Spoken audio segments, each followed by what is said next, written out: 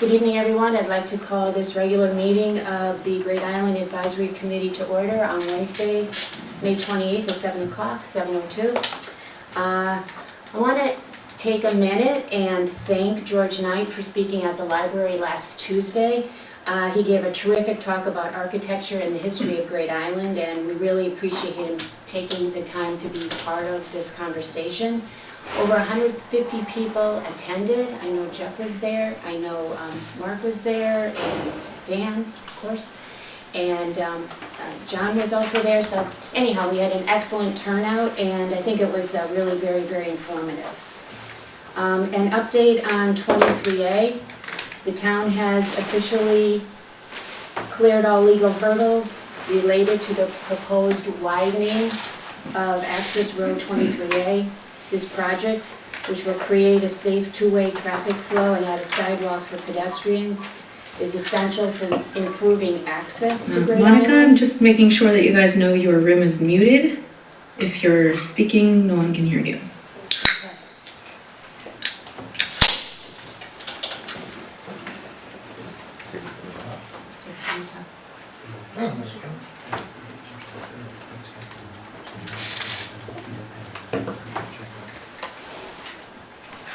Okay.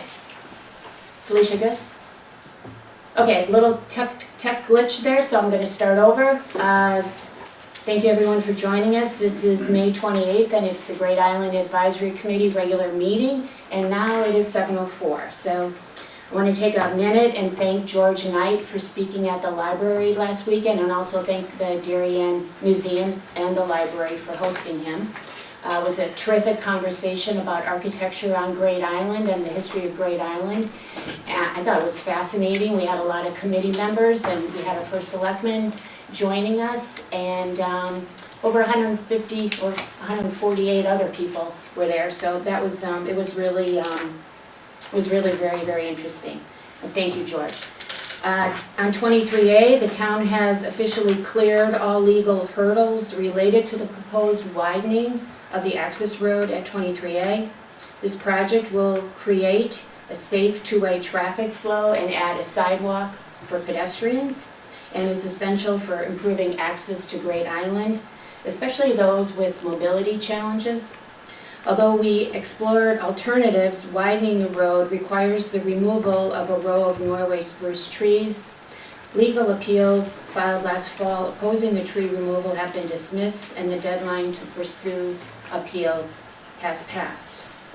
The town is committed to a thoughtful and robust replanting plan, which includes adding significantly more trees and plantings than will be removed. Work will be resuming in the very, very near future. Okay, next item on the agenda is public comment. Do we have anybody in the audience that would like to speak? I do. Okay. Do you want to do Zoom first or me first? No, you can, come on up. Just give your name and your address, and maybe, I'm not sure where the I camera use will. this room as a different setup. Okay, Alexis, Suite 20 Beverly Place. I don't like speaking in public, but we're going to try. It's good for me. I just have some questions tonight. So the first one is, can someone remind me how our #1 original priority, which was passive recreation, meaning activities like nature walks and quiet enjoyment of the land, somehow has gotten replaced by talks of weddings and food trucks and concert stages and tiered event sizes? And how is it when the most recent townwide survey offered residents 3 choices of land use, low, medium, and high, and the combined votes for low and medium outnumbered votes for high, we ended up with high? I'm also wondering why repeated requests for town hall style meetings where we can come together as a group for open and honest conversation is a non-starter. We can send emails, we can fill out forms, I can speak like this, but there's never a chance for any two-way conversation with everyone in the same place at the same time. And that's been a disappointment. Let's see, what else? At the last GIAC meeting, there was talk of an enthusiastic interest in a site visit to explore the early access options, with committee members saying that they were eager to attend. And so why is it when a resident respectfully asks to shadow that site visit, the first selectman's response is instead to cancel the whole thing. I'm sorry if I torpedoed the trip. Is this what transparency in government looks like? As these and other questions pile up, it's hard not to wonder if we're just fast-tracking some predetermined agenda that some of us don't know what it is, instead of focusing on sort of the actual values that a majority of residents have consistently expressed. And my last question for tonight, which is probably the most important, is that if this is really truly probably the last actual place of open coastal space in Darien, shouldn't we be treating it like the rare treasure that it is, and not simply as a blank canvas to make something louder, busier, and more programmable? Just, thank you. Thank you. Felicia, do we have anybody on Zoom that would like to provide a comment? We do. Natalie, tell us. You should be able to unmute yourself.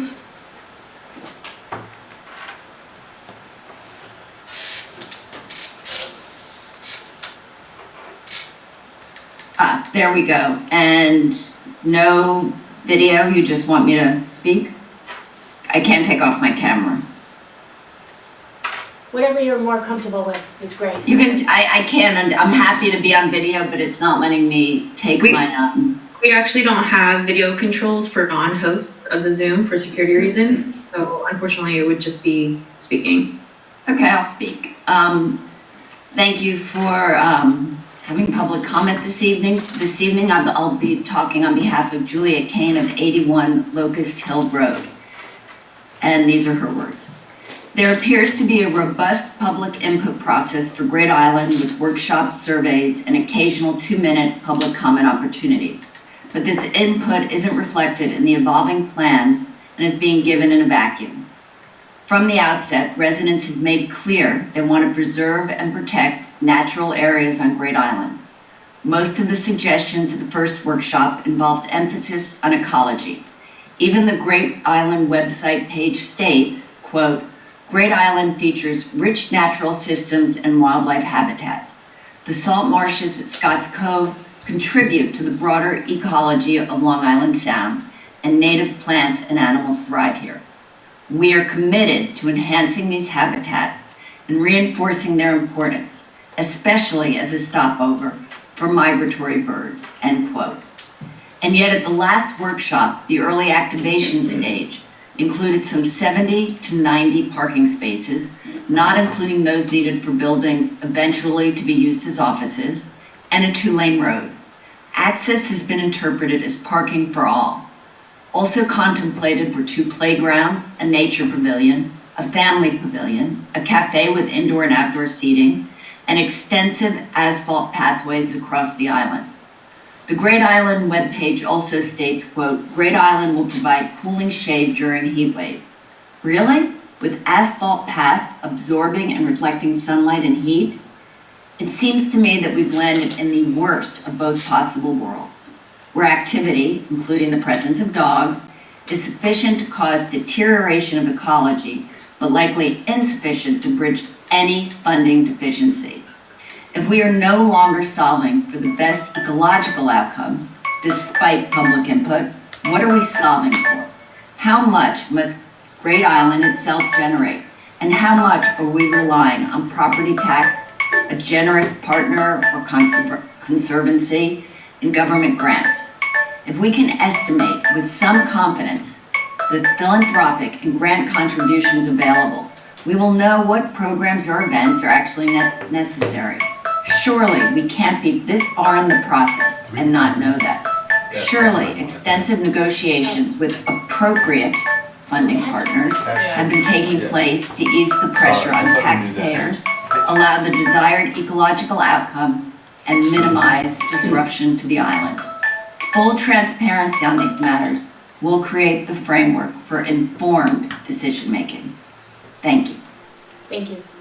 Anybody else, Felicia? Okay. Not yet. Nope. Okay. Seeing none, we will move into the next item on the agenda, which is the Reed Hildebrand presentation. I can turn Sorry, I thought you knew. I've been doing that for all the meetings, so Yeah. I thought you knew. I should I was have. just not saying anything because I thought you were just letting it go. I should have, my fault. Okay, wonderful. Thank you, Monica. Thank you, everyone. So we are excited to meet this evening and to discuss the version of the plan that we shared with the community at the workshop last weekend,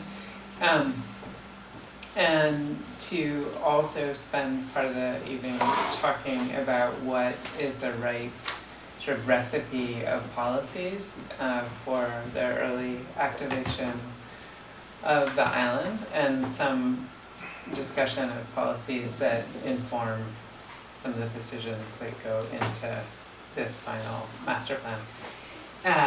I think if we go to the next slide, we'll move pretty briskly through the content because everyone has seen it a lot, although this version does incorporate the feedback from our last meeting and we haven't all had a chance to discuss since then. So this is, there are far fewer options here. We are, yes. Just before we go through the whole thing, just with the flurry of emails and the public comments and things like that, does it make sense to just remind the public that what you guys were hired to do, that you were hired to do a master plan, to show us all sorts of options for the property, that we're not required to do the low, the medium, or the high. There's always still the do nothing, and that so I just don't know if some people are confused about like the exercise that we've been doing for the last year when they see certain things on the spectrum. I think it's useful maybe to have some discussion about that. I also think one of the things that we've been looking at, because I think there is a sense that the island is being developed, and it's I think that is I'm not totally sure where that's coming from, because we're actually right now preserving 52 to 53% of the island as natural protected areas, which is much more than is protected now, and there's actually less built space in our current plan than what exists now. So it's actually an unusually conservative master plan in terms of how little is being proposed in terms of structures, activities, and even pavement. And I think there maybe is something about the way we have represented it. We have been trying to be very even in the way that we show it. We haven't shown any material discussion, we just showed all surfaces in one abstract way. There will be at least 4 or 5 different surfaces, and we'll be introducing a number of impervious materials. So I think some of the sort of abstraction that we used caused a sense of a kind of level of development that isn't actually what is proposed.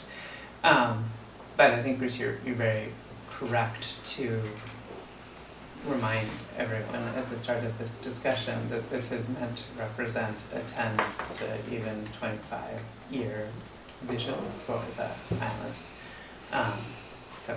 And that the community and the elected officials and everybody who's eventually in charge over the years may never decide to go the high or the medium. It's all unwritten. The only thing that is being written are options. Yes, and at this point, right. And the one thing that I think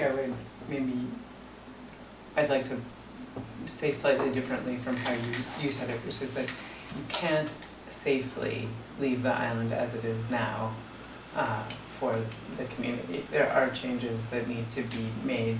For instance, there are these perennial problems with the septic system that are not good for the ecology of the sound or the island, and there's just a set of upgrades that life safety, but also environmental that need to be made if it's open to the public. So there isn't really an avenue where you do nothing. There's a sort of menu of how little you can do to make it safe and bring it into and convert it to an open space and go from there. So let's go through this. I think Thank you. this is sort of the full deck. I think we can breeze through some of the slides that everybody has seen. So if we recognize that we're kind of at the end of the larger process, and we go into a little bit of a summary about the last plan. It was a pretty well attended, not as well attended as some of the earlier events, and I think that represents one, the time of the year, but also a level of community interest in other things that are happening in town, and in some ways some trust, I think, in the process. The number of comments is more than the number of attendees. Did you get comments off-site? No, the comments are all from on-site, but I think the people who showed up had a lot to say, and they were really interactive, and people had long conversations, and it was a very thoughtful set of exchanges, and I think well-rounded in terms of the kinds of conversations. Maybe if Felicia's still on, could you just remind her, like when people come into the waiting room, just let them in, so. Sure. Is there? Oh yeah. Grand middle screen is. Yeah. Thanks, Felicia. Thanks, Bruce. Jim. That was Jim. Sorry. Yeah. Okay, let's go to the next slide. I think some of the things that we thought we would highlight here, there was a lot of interest in making sure that the changes to the island really support ADA and also senior and limited mobility folks. And there was a lot of interest in the signage, really a lot of excitement about the signs. I think a lot of discussion around parking, and parking is understandably a very hot subject. I think there's as many people who are worried that there aren't enough spaces as there are too many spaces. So we heard from people who think there should be no parking at all on the island, and other folks who are worried that there's going to be really insufficient parking. I think the sense that we don't overdevelop parking at this moment or ever was also something that was widely expressed. The idea that the majority of the island was protected for walking, I didn't hear a single person come up to me or anyone else on our team to complain about that. I think there is enormous excitement that we are preserving as much of the island as we are for strolling and walking and passive activities. The sense I think another thing that there was actually mixed opinion on was whether or not there should be food on the island, and there were a number of people who were very interested in that, and then there were folks who were skeptical about the benefits of that. I think a lot of continued interest, and that's been true in all the meetings that we've had about ways to integrate art and nature or historical cultural programming. I think things like small concerts people can envision. I think larger events are more controversial. A consistent interest in trying to be as environmentally forward and low impact as possible. And then a lot of questions around policies. And so I think it'll be good that we're going to have those conversations later this evening. I think, yeah, you can go to the next. If I could just, Yeah. thank you for clarifying about the continued interest in passive activity and walking, because one of the bullets under environmental that caught my eye, and it might have been a one-off comment, was reduce trail density. And that, I don't know if you want to address that or not. I think one of the things we didn't do it for tonight, but we'll do it for the next meeting, where we're going to get into the materials questions and the issues of pervious paving and impervious, and sort of how we manage all of that. Is also sort of maybe some benchmarking about other parks that people will be familiar with and density of paths and other campuses and places that people are familiar with. There's a reality that if you're having ADA access and also if you're actually trying to protect natural resources, you want to make sure that you have paved paths where people walk, because people do a lot more damage in natural areas if they're going everywhere than if they go on a paved surface that keeps them from doing damage to natural areas. So the fact that we have as much pavement as we have where all the cars are and the bathrooms are is an effort to really concentrate that there, and then there's very little pavement in the other areas actually. When you say damage to natural areas by walking, you mean like walking on grass and? Yeah, walking on woods? grass, yeah, so even on a day like today, on a week like today with grass, there's a reason why, for instance, in Central Park or even in many schools, they cordon off the grass, particularly in this time of year, a couple times a year, because or why sports fields have special, very sandy mixes that drain really, really quickly, because you crush the soil pores and grass dies if you walk on it when the ground is wet and things like that. It gets compacted into them. There are a lot of issues. So I think as much as possible, where we're imagining there's a lot of high traffic, we want to have pavement so that we're not doing damage. And then other areas, like the improvements that we have said we want to make to the soil, for instance, in the polo field, so that that can handle that amount of activity all weathers, all year round, without us needing to add any pavement. And in fact, we're removing the pavement that's there in the polo field. And I think we should spend more time in our next meeting in specific sort of material solutions that are about this sort of, I know there's sort of higher level stuff. One anecdotal piece I've got on that is just with some of the organizations I've been involved in, when they build stuff Yeah. up at like in some colleges, they don't put the paths down right away. They let Yeah, so they see. let the kids like form their own little game trails, Yeah. and then they make the trails. They put the paths down based on where they're naturally they're going. Yeah. So You- kind of interesting. You can do that. We've done it not so often, but we have done it sometimes. I think that Which slide number is this? This map? Just, let me pull. Page 9. I okay. have it, page 9. So I have my favorite maps, and if I wanted to go back, instead of telling you to scroll, I could say. Yeah, I what printed nine? this one too. Yeah. Okay, thanks. Slide 9. Thanks, Mark. Okay, let's go to the. Well, I guess this is helpful. So just to talk for this evening about where we are with the early access plan. The goal is, as we shared in the last meeting, to proceed with scenario A, which is the one that's aligned with the master plan vision, and does concentrate all of the vehicles just on that northern causeway, so that we keep the southern causeway just for people, and don't have to make changes to that so much.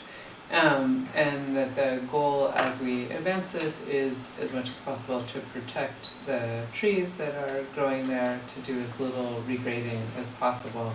We do want to introduce a walking path, and it's possible that we'll also study a solution for using a boardwalk there, so that we can even further minimize the impacts and get people onto the island.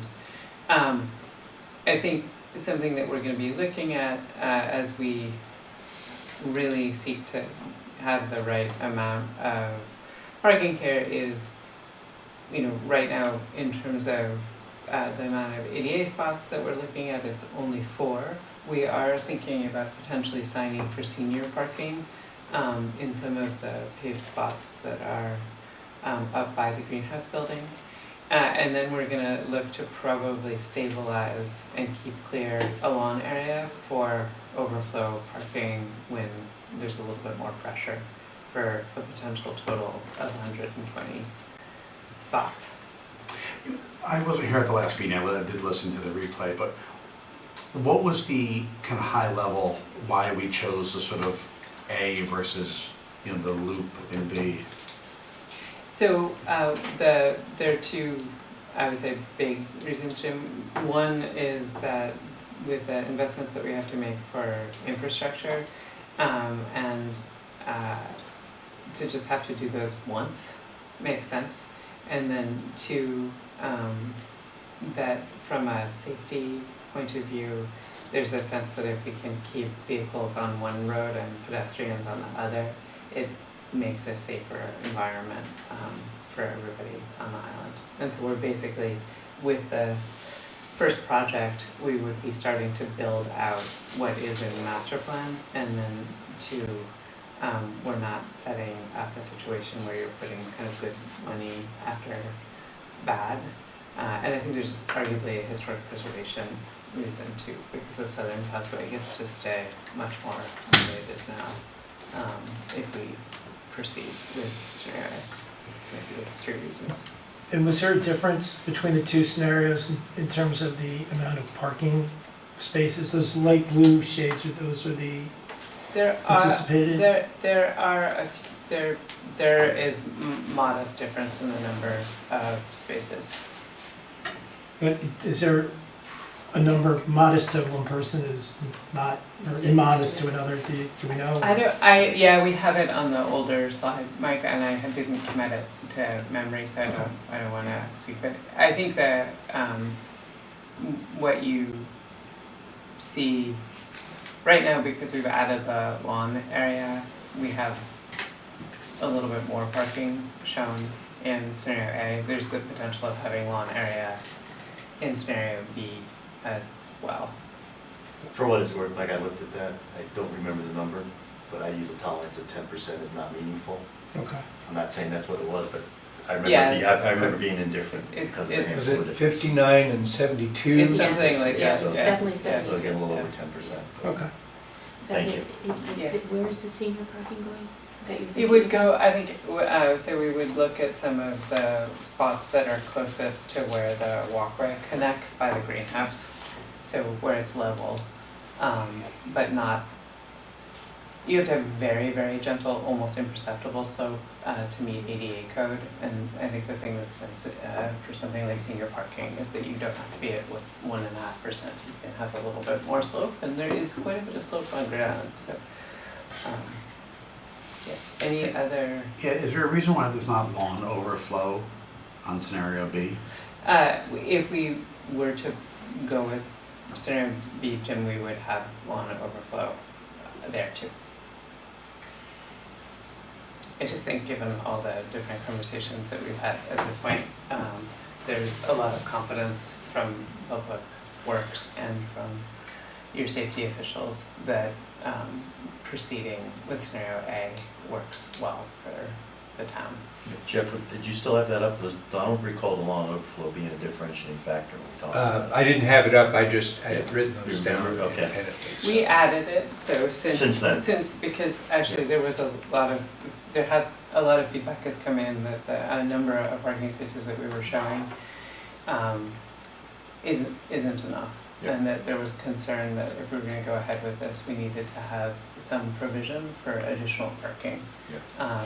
And just enormous concern from people in the neighborhood that they don't want people parking along their driveways and they don't want a mess on the island. Yeah. My simple point was I wasn't viewing that as a differentiator between. No, it's not a differentiator, it's just, there's been a little bit more attention on the But scenario because None of this the has, one that's- yeah, none of sorry. this has people parking on properties, right? No, but I think there was concern, no, because I think in terms of the immediate project, Jim, we don't have that in. And then, so with this is an early access Yeah. project, which, it's, hopefully now we're able to move forward with some of this stuff that we, like the 23A. Is this something we can do in and around 23A? I think that, we can ask that question and start looking and then maybe talk about that in our next meeting, which will be a Zoom meeting. I think that would be the that hope, would be but the I don't time. think, Yeah, that's a good time to discuss it.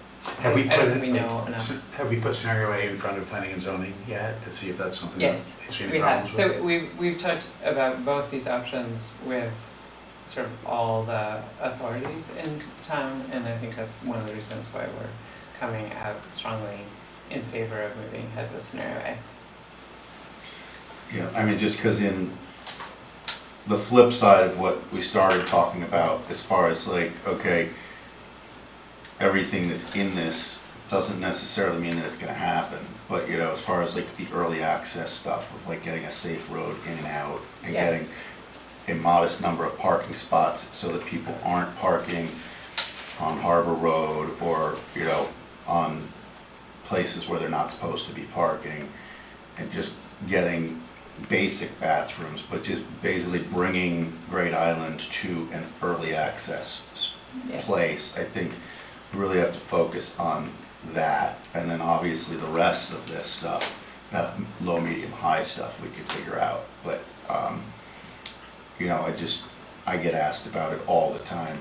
I don't know, I think everybody does, so I'm probably preaching to the choir that we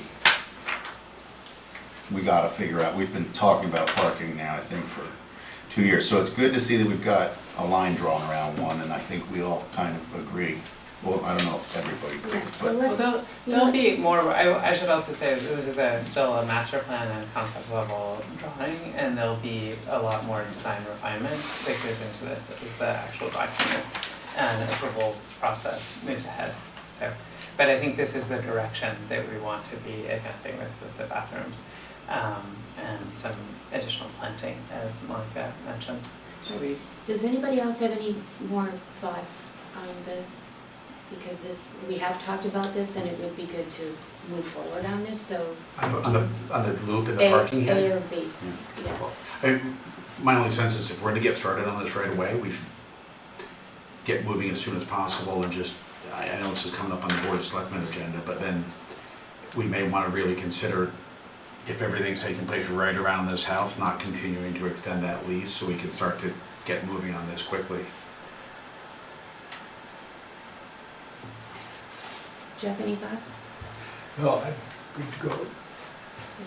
I'm a fan of A and keeping the pedestrians separate from the cars. I like A, Okay, yep, for Mike? part of that reason. A, Okay, good to go. Great, so let's go to the next. Oh, wait, I'm sorry. Sorry. Kip, Lori? I'm always forget agreement about with A. You like it? Okay, Lori, any thoughts? Yeah, I also like A. Okay. Excellent. So to the next slide. Thank you.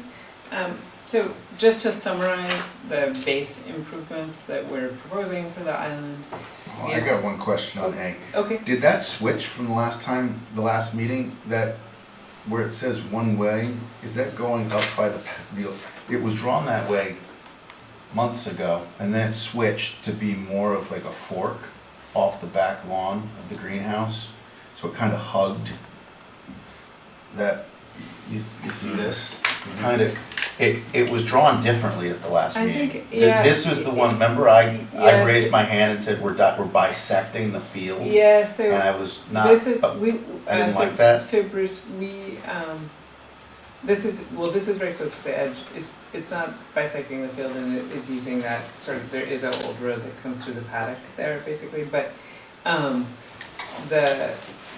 this is the one that has been revised per all the feedback from the fire marshal and Ed, and trying to make sure that we're accounting for all the safety factors, so. Because the last one, it kind of was like this, right? It wasn't over here. It will continue to evolve, yes, but this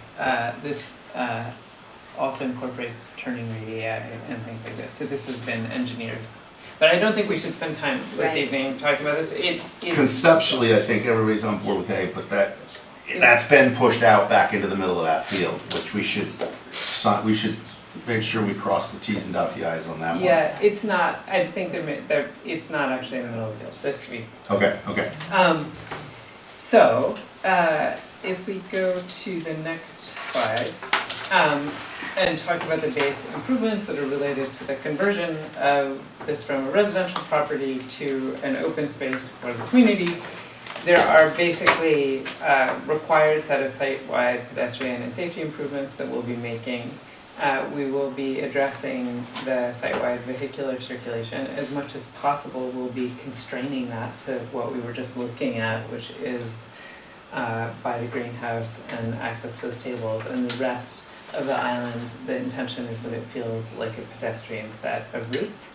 There will be an ability to take vehicles on those surfaces, but they will not look like vehicle surfaces.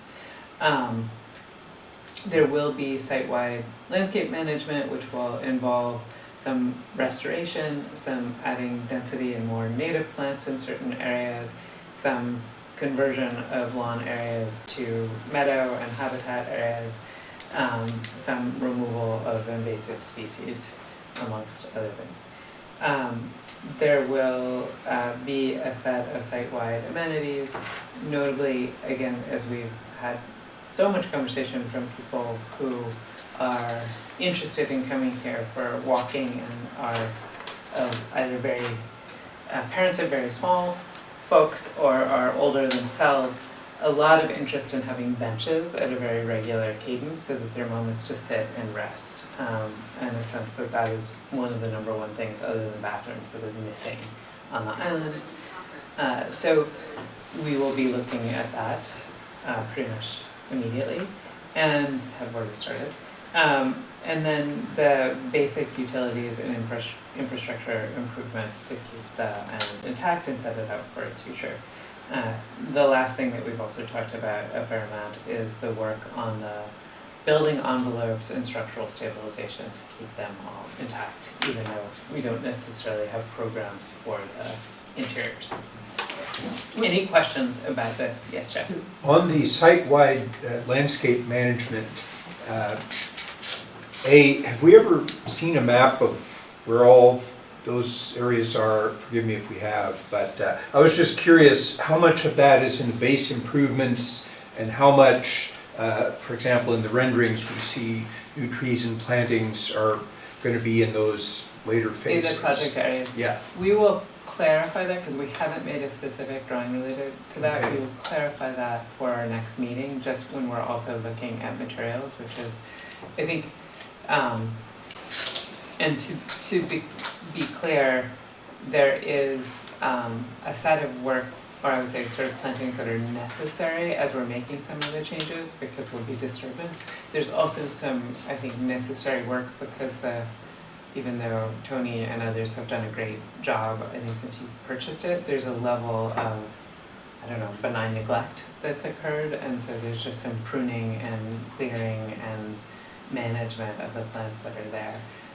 We see too, I think as we're trying to protect some of the natural areas, a real opportunity to add native plants like bayberry and other beautiful natives that make it clear you're not supposed to walk someplace. And some of the areas that are high value ecologically, there's a lot of openness, and we feel like we want to be making sure that people sort of do the right thing intuitively as we go forward. So we'll bring that plan to the next meeting, Jeff. Thank you for asking that. This may be related, but could you tell me briefly what's involved in converting a lawn into a meadow and what the difference is between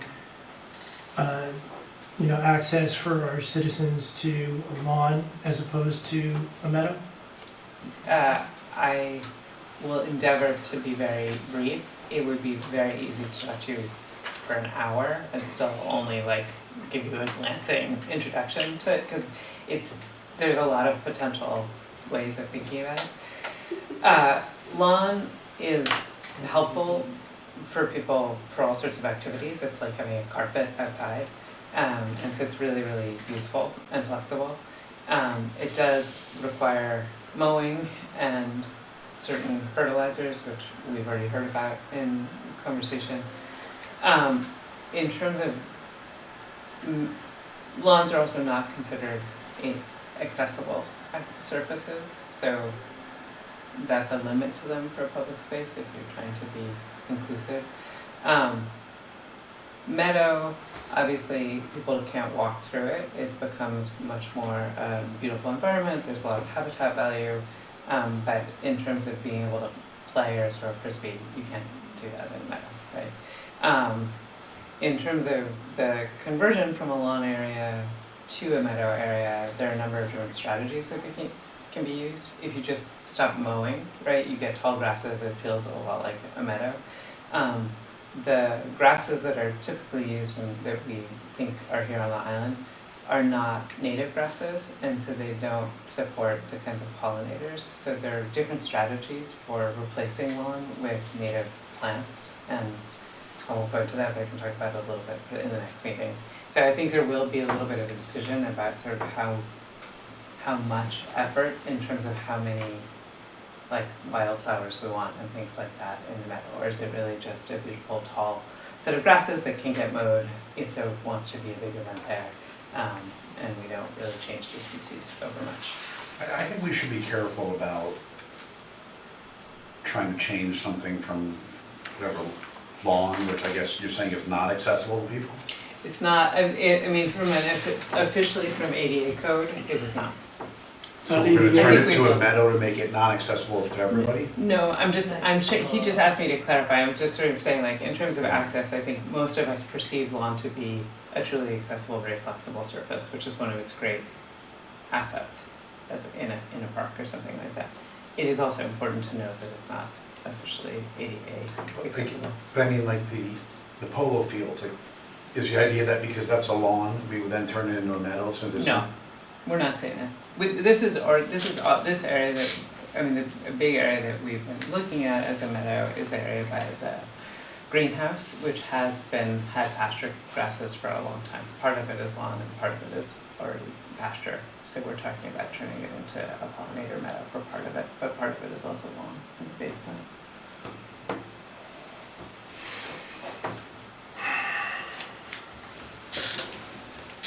I would view that area as not really accessible already. Correct. It's messy lawn and it's pasture. Pasture is the best way to describe it. Okay. So it isn't a lawn area right now, but it also doesn't have a high value habitat. So the goal would be to use that as an area that it could start to have butterflies and things like that. Okay, can we go to the next? Thank you. So these are the basic project areas, and then, if we go to the Great Meadow and arrival, the thought here and the colors, Jim, maybe this is helpful. There's a large lawn area around the building itself and around the terraces and paths, but then there's also a clear meadow idea, so that you would be parking in meadow. We would be adding a few trees. And I think one of the things that we wanted to talk about is that there is, in all the historic images and plans, a tree-lined drive here. And we really like the idea of sort of restoring that condition of the tree-lined drive, which has become a little sparse over time. We want to enhance the meadow and the grassland, and there'll be, I think, a fair amount of study, Mike, to figure out exactly what the right recipe for that is. We would be introducing the accessible parking and some drop-off near the restrooms. We will convert the root cellage restrooms. We will add paths through the meadow. Some of the paths that are shown in white here will be more trails with probably either a mulch or stone dust surface. Some will be pervious resin-based surface, and some will be probably a chip and seal or something that feels like stone. And then I think in terms of the long-term possibilities that we've discussed with all of you, there is interest in returning to having some glass houses. And then there was a lot of enthusiasm actually at the community event about having a family pavilion that isn't enclosed but is a roof for people to sit, and a lot of excitement at the idea that there could be some kind of play in this area as well. So Becca, I think what Mike and Jim are asking about is, and maybe this slide you should have a legend for the green versus the meadow. So Yeah. the green is what you would consider lawn, Yes. correct? Yeah. And then the dark green is considered what? The dark green is woodland, I would say, and some of the added density to shrubs to make that clear that it's not for running around it so much. Okay, next, any further questions? You mentioned interesting glass houses. Am I looking, is that on the slide up there? The pink rectangles, which are Oh, it's not basically in the where text. Got it. yeah, it's Okay. just, well, it's in the, sorry, if you go back one. So the wings off of the greenhouse used to, in the old photographs and drawings, used to be conservatories or glass houses. And so there is some interest potentially in the future of returning those. Yeah, my comment was it's not in the text, near future approach. Long term, I think, Was that long term? it's the top under the, There it is, okay, thank you. Well, that's one of the things I think that folks have actually expressed, making donations related to Yes. to kind of get started, so maybe even that's a near term. I think something that we could, I think something that we're interested, it's something we're really interested in actually having discussed tonight is what are the projects like this one potentially, which in the master plan document are identified as sort of if community support and funds become available, it could get activated. And I think this is one of them, so it doesn't even need to be necessarily long term. It's just not a base. I think it wouldn't be funded entirely by just the town.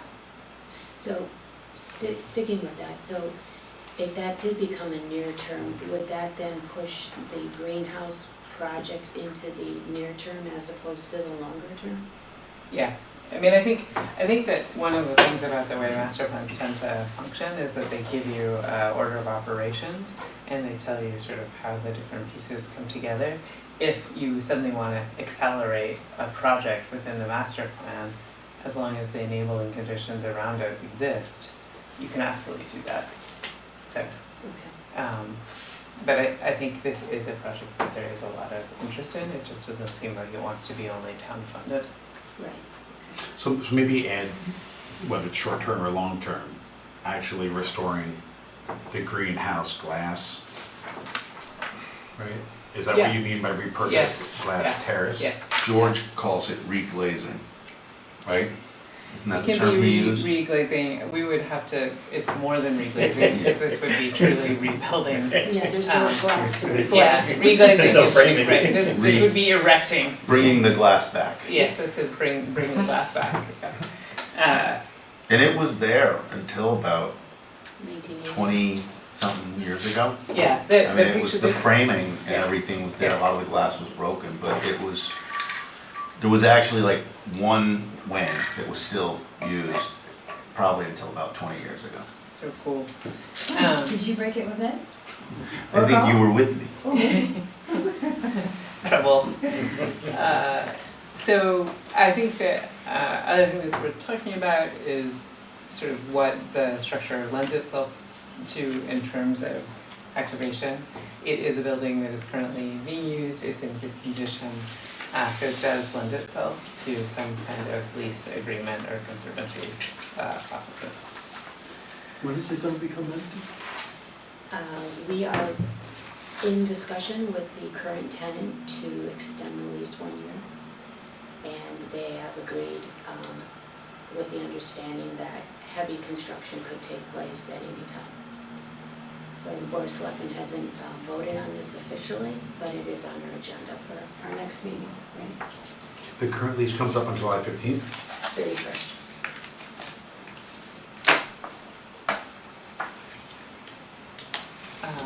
Okay, any other comments about this?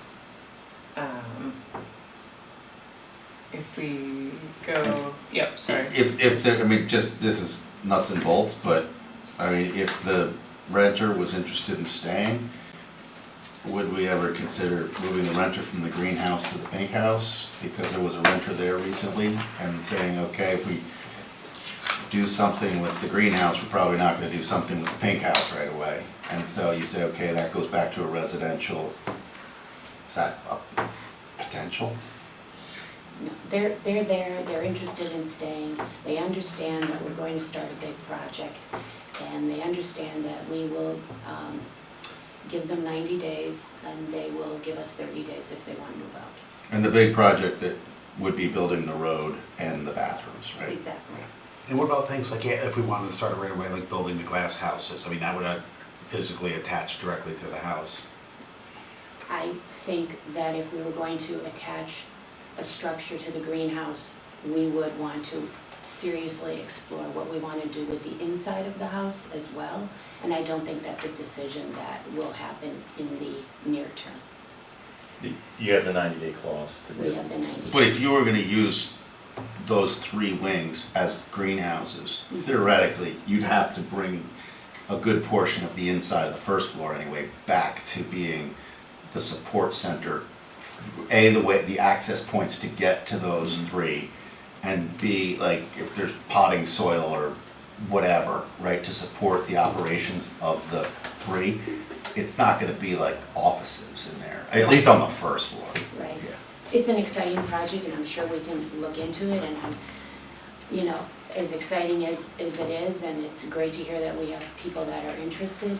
These are also projects that take a little while to get off the ground, so. The nice thing is that just like the Cherry Lawn Gardens, there's not a lot of cars that, like if there's 3 greenhouses that are there and the plants are just in there growing, looking pretty and stuff like that, there might be like, at the most, like 3 or 4 cars there. Yeah. Of people that are kind of deadheading stuff and whatever. It's not some soccer field. Exactly, exactly. Okay, great, let's go to the stables and polo field, and then start with the stables.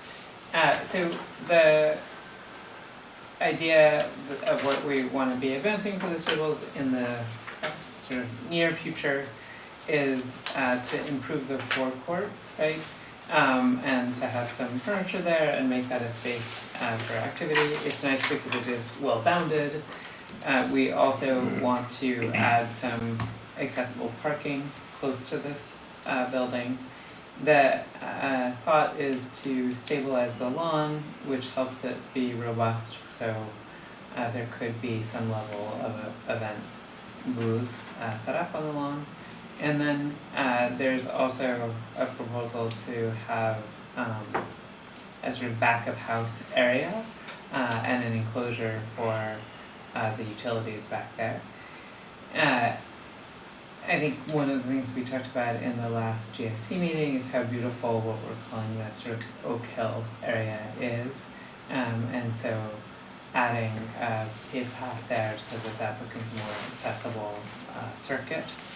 And then an idea potentially of having one wing of the stables improved so that it could be used for a concession, similar to what you have at some of your beaches.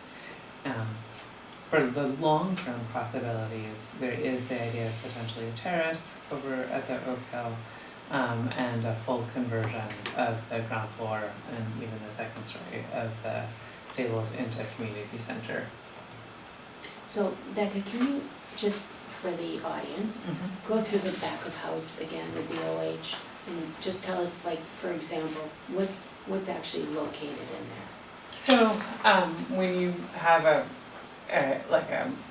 large open space like this, there is a need to have a certain amount of equipment. You need to have larger trash areas. You need to have transformers. There's basically, generally speaking, a need to have a utility area. And so this is meant to be just screened in with sort of fencing so that it's not ugly, and also so that that is safe. And then the court is the ability to have 2 to 4 spaces for folks who are working on the island. So it's a little bit of a maintenance area. And you need that for the near term as well as the long term. It is advisable to have an area for the folks that are looking after the island, to sort of call their own. Got it. And I think this is a very discrete area for that.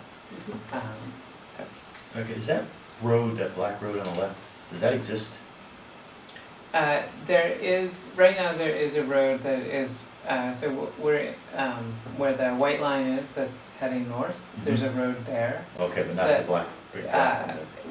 The thought is actually to push it out a little bit further, because it feels like a really beautiful place to walk, and there's an amazing sort of sight line. And so our thought was, instead of crowding the stables building with cars and parking, to actually make it feel like a place for walking, and to kind of make the road a little bit more discreet. Okay, where my mind was going was seeing those 6 ADA or 9 overflow parking. Could that be available for the early access additional ADA? If it's not there now. It could, and actually we're looking at that as a possibility to include in the early access. Yeah, I think there's a strong case to be made to include this spur as part of the early access project. And that it fits with the near future approach and the. It fits with the near future. Yeah, okay. It adds a huge amount of access to the stables. It has a lot of utility for operations. Okay. Yeah, and then the other thing that is shown here is the idea of having an elevated boardwalk, so that there's an accessible circuit that you can walk around the island. And I know there's been a lot of discussion about why do we have boardwalks in certain areas, and there are two reasons generally, and one is to make areas that aren't currently accessible, and you would have to do a lot of disturbance to the areas to make them accessible. And then the other reason is to help keep people out of sensitive areas. What percentage of the paths on the island are you planning to make accessible? That is a great question, and I didn't pull those stats for tonight, but I would say it's something like around 50%. So it's not all. There is a rule of thumb that you should try to make 60%. But I think right now we're unlikely to, I think we are very interested for instance, the bridle trail to keep that as a mulch surface, which would make it, or a packed earth surface, which would not have it be ADA. So I think that is something that we're going to show two possibilities for in the master plan, and just have it be something that in the future, if you want it to become an accessible trail, you would have to change the surface. But it seems like in the short term, keeping the bridle trail, for instance, as a mulch kind of surface is going to make people very happy. I think there's a lot to the answer to that as far as dollars and cents also. And I am not an expert in ADA by any means, but some people have told me that we have, quite a bit of ADA up at Highland Farms, and that we have that everything, as you said, 50%, 60%. Does that include the roadways? So the roadways, for instance, the southern causeway is very close to accessible right now, so that's very easy to basically make small improvements to and bring it up to accessibility. We can bring, Felicia, help me remember this. We can bring our diagram showing what level of ADA accessibility we're proposing for the plan. I guess where my mind is going is just that the master plan is going to be delivered and approved, let's say, in the middle of July, right? And then we have to figure out, okay, here's what's in the master plan. We've heard so much about passive recreation, right? We want to activate passive recreation, walking trails, things like that. This is exactly what we're talking about. Yes. So I think we want to make sure that we've got a shovel-ready project for making the walking paths come to life right away. And so if what we get, you and I have talked before about the elevated this or that, but I think we just need to make sure that we put some more cycles in on this to make sure that what ends up in the master plan delivered, here you guys go, you can do this, that we don't end up having to rip it apart and say, we can't afford that, or we, Yeah. this isn't appropriate for what we can do. We're trying to be very careful. So for instance, one of the reasons this path, the arcing path that you see in front of the forecourt on the stables there, what we're trying to do is repurpose the steps that exist, which aren't ADA, they go down the steep slope. But the mirrored part, that is accessible. So we are making an accessible route from the This is the one right that goes house. through the bushes right now? Right, so that goes through the bushes, so the thought is that we would clear away some of the yews and keep that path, because it's really, really beautiful, and then mirror it on the other side and make that other side the accessible route. Because the straight on path to what is labeled as the fire staging drop-off, there's too much slope in that for that route ever to be accessible. So it's barrier-free, but it is nowhere near code compliant. So I can bring our ADA diagram and our barrier-free diagram to our next meeting, along with the planting plans and clarity about materials. Yeah, and it just would be good to have a, cut your code according to your cloth, right? It's Yeah. like, if we could have a plan A, a plan B, and that this one is, a third of the cost or a quarter of the cost of the other one. Because I have a feeling, once we get to July and we have the master plan and we look at these things, a lot of the things that we want to get done, like minimal parking, bathrooms, and walking paths, are gonna be like, okay, how do we do that? And where's the money coming from to do that today, not Right. 3 years, 5 years? Right. Okay, we'll continue if we go to the conversation about the cafe. I do think there's a lot of animated conversation in the community about the idea of having some food here, and it would be maybe wise for us to spend a few minutes discussing the pros and cons. I don't know what thoughts you all have about this idea. Will there be any stables left on the actual plan?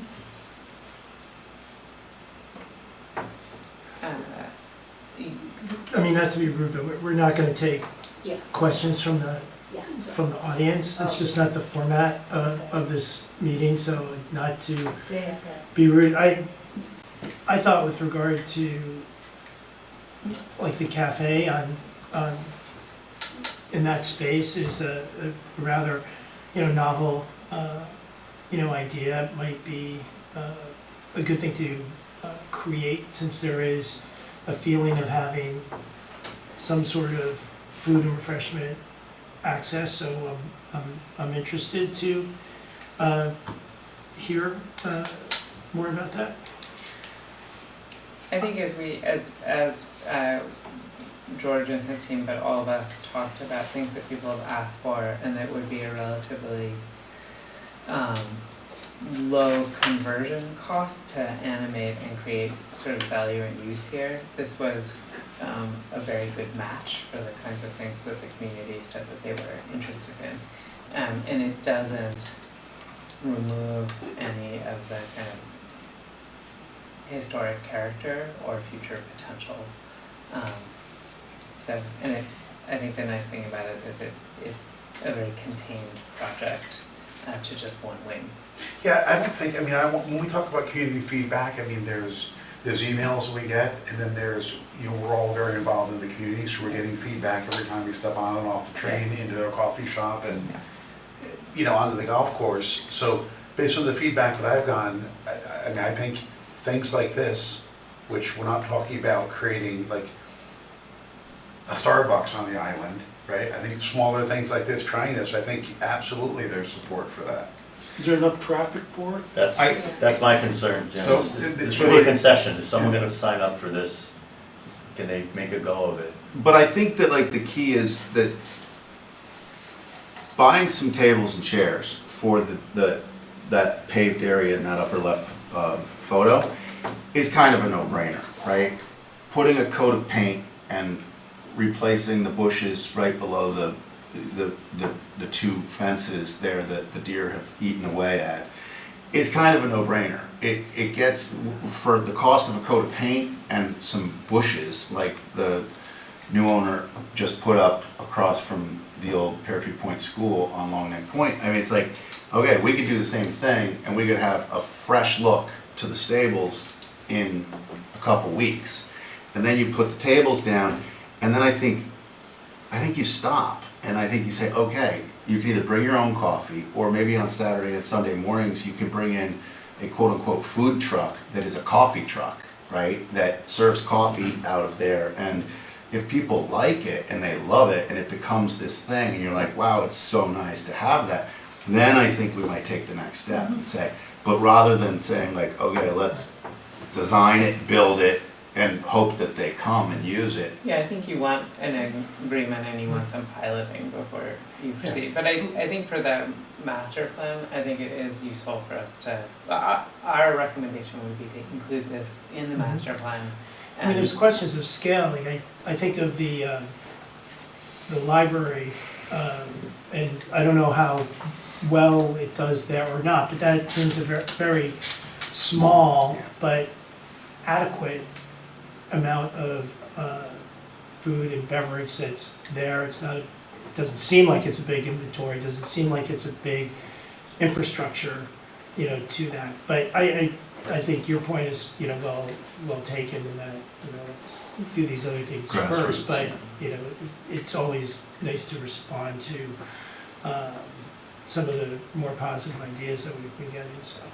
But I think it sounds like a good idea to put it in the master plan as one of the low, medium, highs. I mean, that's what the whole exercise was for, right? Is to come up with conceptual plans that may or may not happen.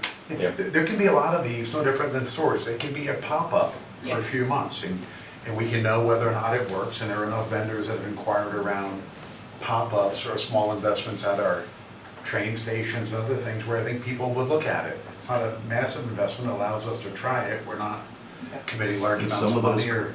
Some of those coffee trucks are pretty cute and, high-end, the way that they do it. So the way Bruce mapped it out, this one's not presented that way, but I saw what Bruce described as the setting up the terrace and everything as near-term approach. And then if there's vendor interest in more of the cafe, under the long-term possibilities. It's part of the master plan, but categorized the way we're doing some of the other, most of the other goals. Yeah. And I think, Rebecca, to your point in the beginning, I think people are latching on sometimes to just a word like a cafe, like we're trying to create a cafe that you would see at the, at the boathouse in Central Park. We can start with small pop-ups. It can be a vendor. It can be a very small temporary thing. We can try things to see if it works. And then if it works and we have good feedback, we can expand, and if it doesn't, then we don't. Right. And when we first started talking about it, I think it was really just tables, chairs, a fresh coat of paint, freshen it up, and then, people walk with a bottle of water in their, pocket, and you get to that point and you go up there and you sit down and you continue your conversation, you rest for a little bit, and you just enjoy a sunny morning or afternoon or whatever, and it's just, there's no cafe. It's just kind of nice. But time will tell us what to do. Right. So before we move on, Kip, Lori, do you have any thoughts?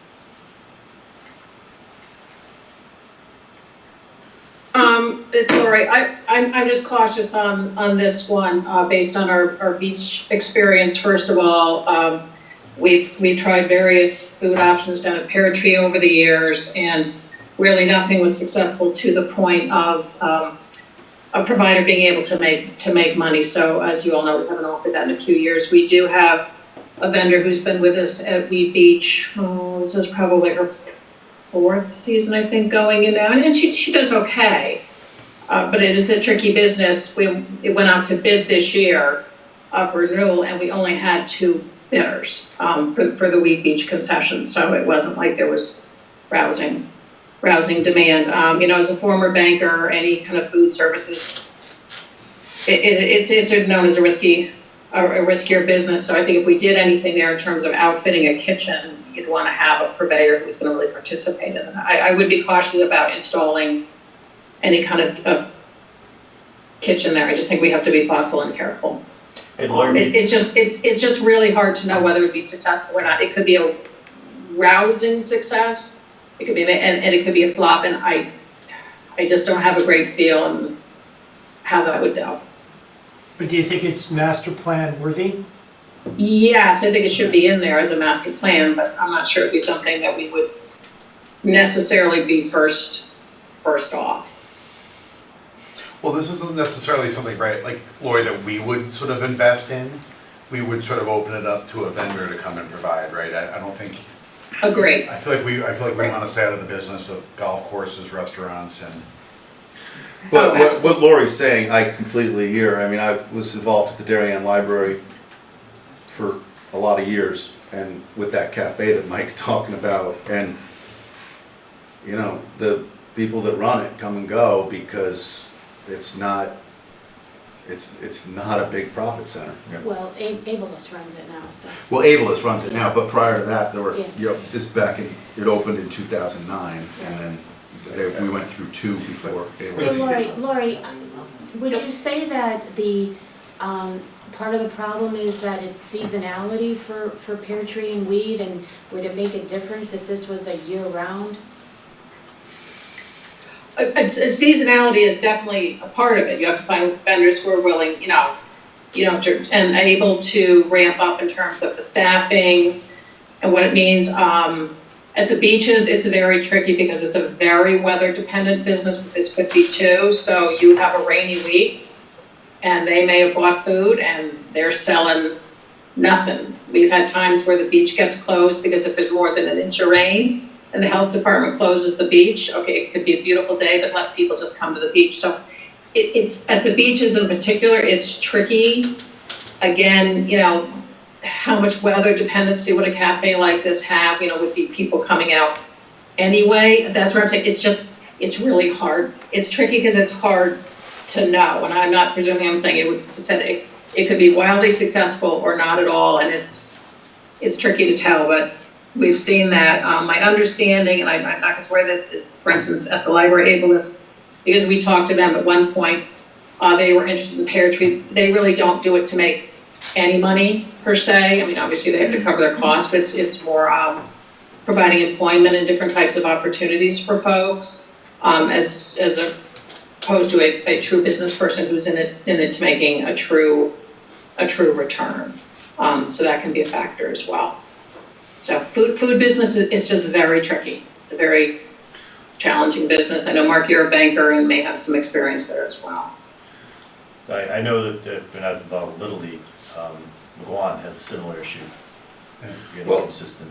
It's a small town, and there's access limitations too. So it's not like, it's understandable, and you know what? It's kind of a good thing. It's hidden. I don't think we want it to be all that busy. So that's a catch-22. Yeah, but I guess what I'm wondering is, for the master plan, do we want to activate part of the stables with knowing that the cafe is an iffy project?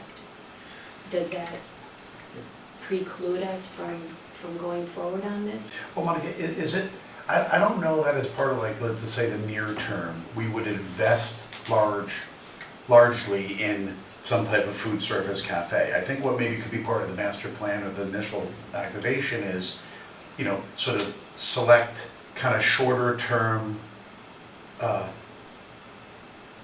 low involvement sort of food service temp vendors, like Right. trying out a bunch of different short-term temporary type things before we go large. I mean, things like, look at the pavilion at the high school. I totally agree with that, and I Like- think, I think we get some tables and chairs out there, I think we get a cute coffee truck, I think this summer, well, depends when we do it, but we'll get a good idea. I'm just wondering, on the master plan, what input do you need from us as far as the cafe Well, goes? so I think we will include it as a option. I think it doesn't sound like it's likely to be in the most immediate set of improvements. And one thing you may think about with regard to activating the stable area and the courtyard is that, hundreds and hundreds of our residents have come to know that area as almost a welcome center. It's where they've come, and that's where their initial exposure has been, and where they've heard something. So, maybe there's a way to create that, relaxation space, but also informational opportunities, just because that's what they're used to. I'm listening to this conversation. I think we had an option which we showed, I can't remember in which meeting, of having just a kind of community event room. And I wonder if showing just the bathrooms upgraded and basically a community event space as one of the options is useful. Because I think having the thing I think that is coming up, one of the advantages of the stables is, one is just a really stunning building, and so having the ability to be inside of it seems very, very high value for the community, rather than keeping it totally shuttered, because it is so high investment, particularly when you don't have a clear partner. But I think to make some relatively small investment to renovate it enough so it can meet code and house flexible activities in one wing makes a lot of sense. So I think, why don't we say that that's the base case for the future of the stables? I think given what an outstanding building it is, it seems like it would be a mistake to not have in the relatively near future a way of being inside the stables. Then maybe you could add under Café, you could say early activation options. Yes. And have something that's like shorter term vendor, and on the picture, you could maybe split it with a cart Yep. taking up half the picture, and then, Yeah, so what you're saying is we don't need like a core tenant to put this in the Correct. beginning of the master Correct. plan. But I don't wanna, I think I don't think the stables is a building that wants to be mothballed, but I also think that until you have a lot more clarity about who the right array of partners are, given that there is, I think, strong belief in the community that this doesn't want to be a private partner, it wants to be a civic building. It just seems like there's more time is needed to get the right grouping of partners here. Yeah, to me, that makes sense, have it as civic space. It's a half step from there. If a vendor is interested and wants to put the investment into coffee pots and whatever goes into a coffee shop, great if we find that out there. To Jim's point, if it gets traction, if it doesn't. It doesn't, and it's We're still, still activated. it's still, right, maybe you can have the yoga classes and things that we had, or art classes or things that we had shown in the other wing happen. Okay, excellent, thank you. Maybe I could just close the loop on the input, sorry. So I agree with Dan. I think the traffic is important, and I think we want to be good partners with whatever partner has interest. So I think of it kind of like the walking paths that were brought up before in terms of how people use the island, let them show you. And maybe we just see how people use the table and chairs. And I think at some point it was brought up that this might lend itself to a farmer's market type environment on the weekends. And I think from there you could have those temporary vendors evolve and see which ones do well and which ones don't. And perhaps those convert into more permanent tenants. Great point, Jeff. Thank you. Okay, so then moving to the polo field, I think we had shared in the last conversation that we do want to make some improvements to the lawn area, remove the riding ring and the old dressage surface, and just convert it all to a big lawn. We have the idea that there is a new opening in the historic wall so that the pedestrian flow is better and also looks better for fire access. And then the introduction of a set of steps so that you can walk down that slope from the greenhouse and stables area. The ADA path is proposed to the south and labeled there, but it is too hard to get the shallow slopes necessary on the side of the lawn. But there is a way have an accessible route along the edge here. So Becky, you addressed the break in the historic wall. Am I correct? How far is that? You mentioned it before, you mentioned it just now. And I was really trying to understand in my mind how far it is to where the wall ends anyway. Is that like too steep of a grade to, you mentioned fire access, you mentioned pedestrian access. There is a part of that wall that is a retaining wall, and Yep. it's important to keep it as a retaining wall. Right. I think we did mark off a width that makes it both, I think, feel sort of friendly, but also, and we'll work for the fire marshal should we need to pull off the road there for any reason.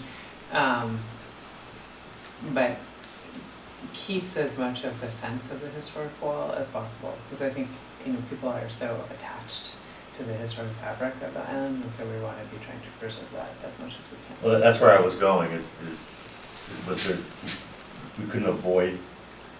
I think that Dismantling there are two challenges with not having an opening, and one is that it's much friendlier from a open space flow and desire line point of view to allow basically in the center line of the lawn a connection there than under. We don't want all the traffic to go under the trees. They're really beautiful trees at the end of the wall.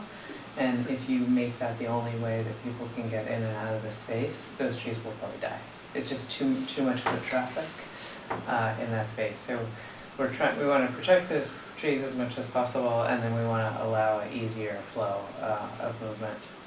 And it has the advantage that it works better from a fire safety point of view. It's a long wall from the It is a from very the long end wall. where you're saying to protect the trees all the way to where it's kind of a retaining wall.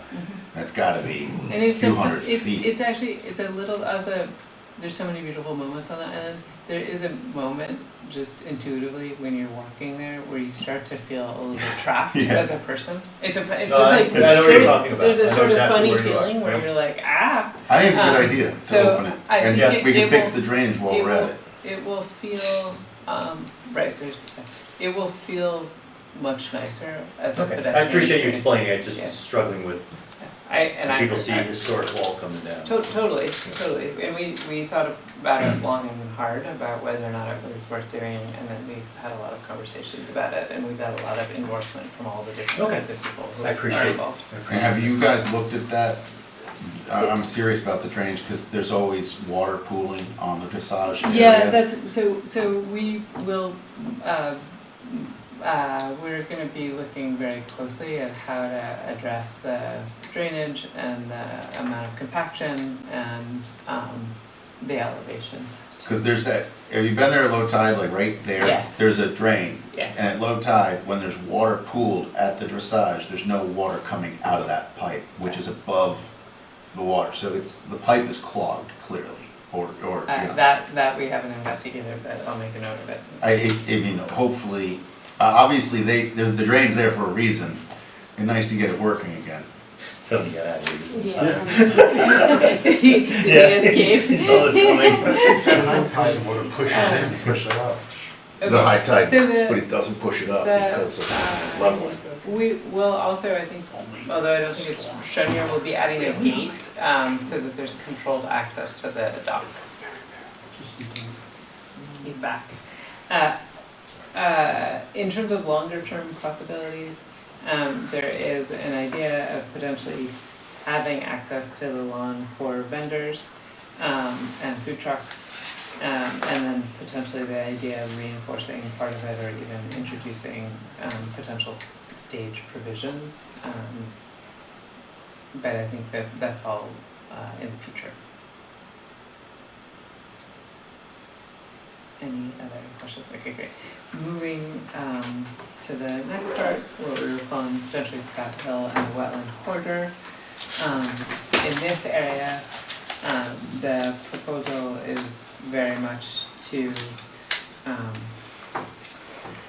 open up the lawn area, introduce the idea of a much larger lawn space, and have passive play. The ledge here is really quite beautiful, and the trees are stunning. This is a great place to potentially have natural or adventure kind of playground space. We want to repurpose the little shed building for a little family pavilion. And then potentially there's a future possibility of having an education pavilion here. Could you tell me what restoring the wetlands will involve? Yeah, so right now there's a wetland there. It has a lot of phragmites, and it also, some of it is mown as lawn, and so the goal would be to basically introduce a set of native grass, mostly probably grasses, that will have a positive ecological character and also will look like a wetland. You won't change the topography at all? We're not thinking about changing the topography. I think it seems very complex to do that, so I think it's really much more of a vegetation strategy. And then I think the reason we want to introduce the boardwalk is that people are very used to walking across that because it's lawn right now. And I think the lawn isn't actually responsible planting or maintenance character for it because it is a wetland and wetland buffer area. Becky, is the wetland, like this dark green area right here, is this wetland as planning and zoning specifically designates it in the town-wide map Yeah. as a Yes. wetland? Yeah, it is. And so it has a buffer area in terms of activity and use, and so the thought Is that here a is 50-foot buffer from the edge? I would need to, I work on so many wetlands that I don't want to misstate the different buffer areas. But the reality is that wetlands are amazing places. They're super, super valuable from an ecology point of view. There is a lot of value to having that be a high-functioning wetland, and they can be really beautiful places. And so I think our thought is that, let's keep the circulation corridor through there, but let's use it also as a kind of education moment. Kip, Lori, do you have any thoughts? I don't want to forget about you. I mean, I think that's a very intriguing scenario for that area that they've come up with, and it kind of connects over to the back area, which is really pretty, and you guys have talked about the views there, so I think it's very interesting. I'm starting to see a lot of white lines, just a lot of paths, And I mean, just to play the other side of it, why not, if these are lawns and, I don't know, it's gonna cost a lot of money to build all these paths, they all have to be maintained, it's not Central Park that's gonna have thousands or tens of thousands of people going through it all the time. So I just think we should be careful about how many paths we actually seriously want to consider putting in. Because they all require maintenance and safety and cost to build, cost to rebuild. Bruce, I think what I'm picking up on, if I heard correctly earlier in the discussion, some of these sensitive areas, putting a path through, the intention is to, yeah, so I don't disagree with you. Where does it make sense to do it? Where does it make sense just to leave it natural? These are all options. I'm not seeing any of these as. I mean, but think about the high school, right? Back by the tennis courts and getting back around to the stadium area. It's a kind of a disaster where there's one thing, one emergency egress or whatever to come down those stairs, but then people come back down through there all the time. Yep. And lots of people, and there's grass in there, and it's not dead or anything. It's I think you could have people walking on this stuff. Again, I'm not the expert, but I'd just be cautious. I mean, all it's gonna end up is, at the end of the day, it's a plan. And then we're all gonna have to sit around as A committee, and B, a town, and figure out what kind of money do we have for this? You know, we've got a school budget, we've got, we just bought this property for a lot of money. We're hearing passive recreation. I think we gotta figure out, we don't, we'll figure it out. But the good news is we're gonna have a plan. But I'd like to have a plan that we can implement, that has baseline implement, so that we don't say, okay, well, we don't have a plan for that, we have to draw that now.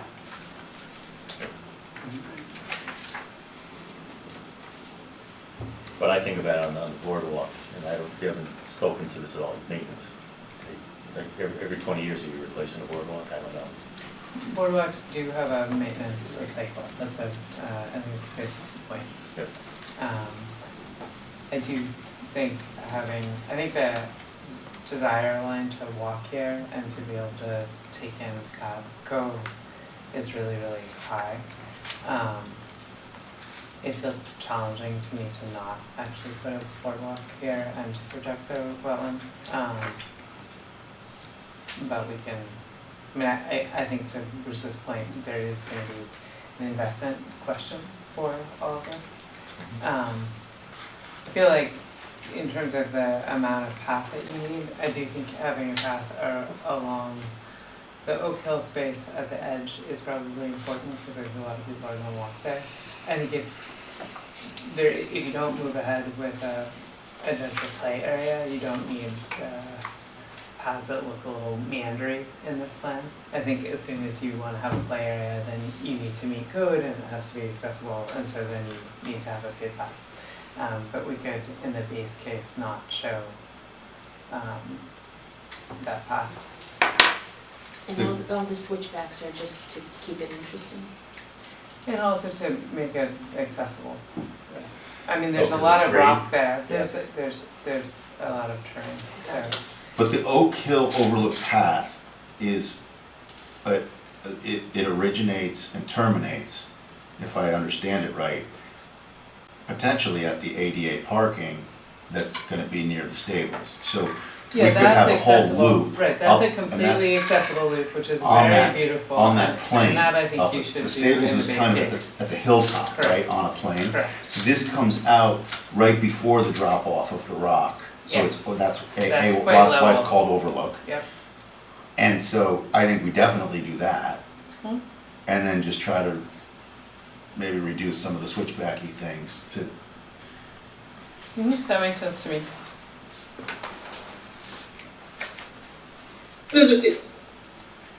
As we talked about earlier, I mean, these are plans that we don't all necessarily do over time. And I think given that Reed Hildebrand is showing that the switchbacks are necessary to make the paths, to address the slope, to keep them accessible. We know that walking paths are something this community really values, and that's what we've heard about. I mean, I wouldn't necessarily take them out of the graphic. That just would be my view. I don't see any harm in having them there, especially if, you mentioned we are able to get a play area. I've mentioned in the past, I think that's something that, many members of the community would be very interested in, and we probably could fundraise for it. Yeah, I'd say, Lori, some of this, I think more paths cost more money, more maintenance, and then presumably in the winter, No, understood. Right. But we don't have to build them. They could, as I think, Laura, your point's taken, if they're in the drawing, doesn't mean they could be value engineered out at some point in the future, like we've Or seen with just not done. so many Just not done. projects. Yes. Correct me if I'm wrong, but everything in the near future and the long term has to be approved and funded. That's my understanding, yeah. Yes.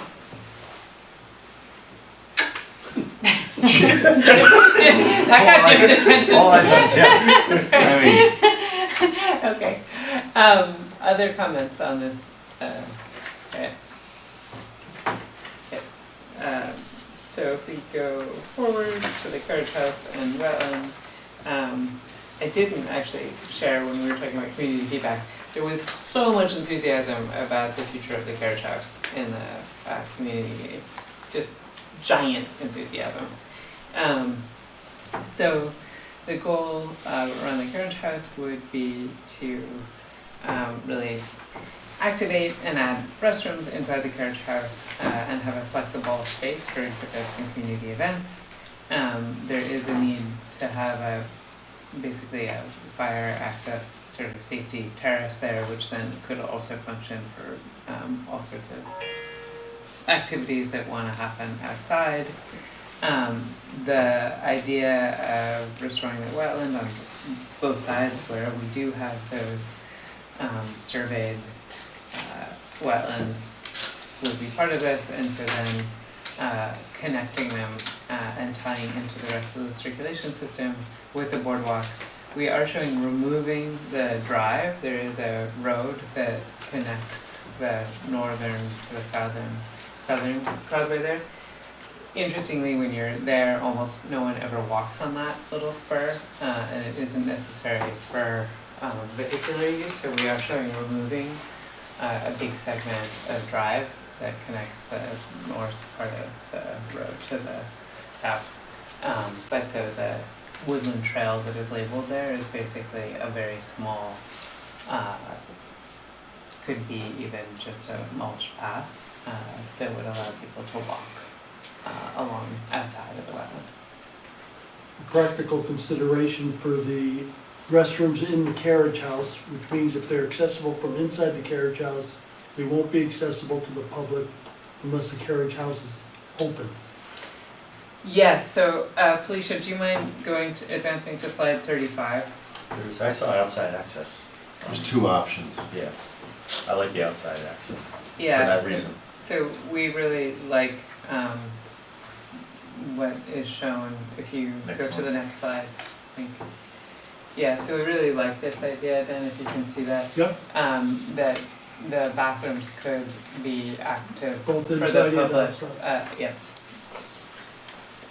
Good. Back on 30, why do we need to remove and not improve the amphitheater? So the amphitheater, great question, thanks, Jim. The reason we are proposing to remove the amphitheater is that it is very dangerous right now, because it's falling apart. And so it needs a considerable investment to keep it, but also from code point of view, it is not compliant. So we've been working for, we've been asked to work on a couple of other historic amphitheaters. It's very expensive to bring them up to code from an ADA point of view. So our thought is that it's not an investment that makes sense for Darien, given the different levels of investment. And if you don't materially improve it, do you need to bring it up for COMI? Well, we could barricade it the way it is now, but I think it's what I would call an attractive nuisance if you have this sort of dangerous condition that's in the middle of everything. Well, so it seems nicer to just remove it and revegetate that slope. Well, when we purchased this, we were under the understanding that this also served an erosion and a stability purpose. So what will you do to address that? I think we would just regrade the slope, so that the angle of repose works for it. Then somebody has to do the calcs on where the runoff goes to from down that hill. Yeah, well, so I think the runoff will feed the wetland. So if it's native plants and, not an eroding condition, it should be good for the groundwater table and the environment. Just in the interest of time, for example, the removed amphitheater is part of like the deliverable that you guys are doing. Mm-hmm. You're gonna put that in there, right? Like it's part of the project you guys are doing. It's a suggestion. So Yeah. do we really need to, at this point, say, oh, well, that's gonna cost this much money or that? Like at this point, because we could be here till midnight probably going through all this stuff. And I believe, if I understand it right, we're gonna have in the master plan variations for each of these buildings or areas, and that there's gonna be like a short-term, middle-term, long-term, like a cadence to how you might do it, Yeah, and a level of how we might do it, right? there will be. I think that there'll be the most detail on the sort of base and near term, because I think that there's clarity for. And that's basically what we're making these decisions on, is to like, okay, are we gonna put the cafe in the stables, in the drawing, Yes. or not? Yes. And or do we wanna get more aggressive and make it the high version and say, okay, activate the whole stables again, make it a community center, or we say, scrap the mothball the whole stables right now, it's just gonna cost too much money and we're just gonna do that. Yes. Yeah. Okay, Should we keep going? I think so. So for the bridle trail area, the strategy is to be preserving the historic bridle trail for pedestrian use, and then to introduce on the south basically a fairly small segment of boardwalk with 2 lookouts. That is a little bit of a sensitive area, but it is incredible views and one of the most beautiful places on the island. And then to the north, the idea is to introduce a trail that takes you to a little lookout where there is the ability to look out at the nice views. We will also be introducing gates, so that the sort of messaging for the sort of eagle protect area is very, very clear. Now, you're making an assumption that people stay on the trail. There is no restriction from somebody walking from the large head trail through the woods to the Eagle's Nest tree. Correct. So how are we restricting that or preventing that? So one of, I think that's a great question, Dan. I think one of the recommendations that we will be including is adding some deep shade native plants that make it a little bit more dense, so that it doesn't feel quite so porous and inviting to sort of meander all over the place as it does today. We are showing, not in this plan, but signage that will make the policy and rules very clear. But that's the extent of the measures right now, Dan. I don't see it, the coastal trail on this. I think after our last meeting, we removed it because you all didn't really endorse it. I think we need a coastal trail, I just don't want a raised wooden one. But I think that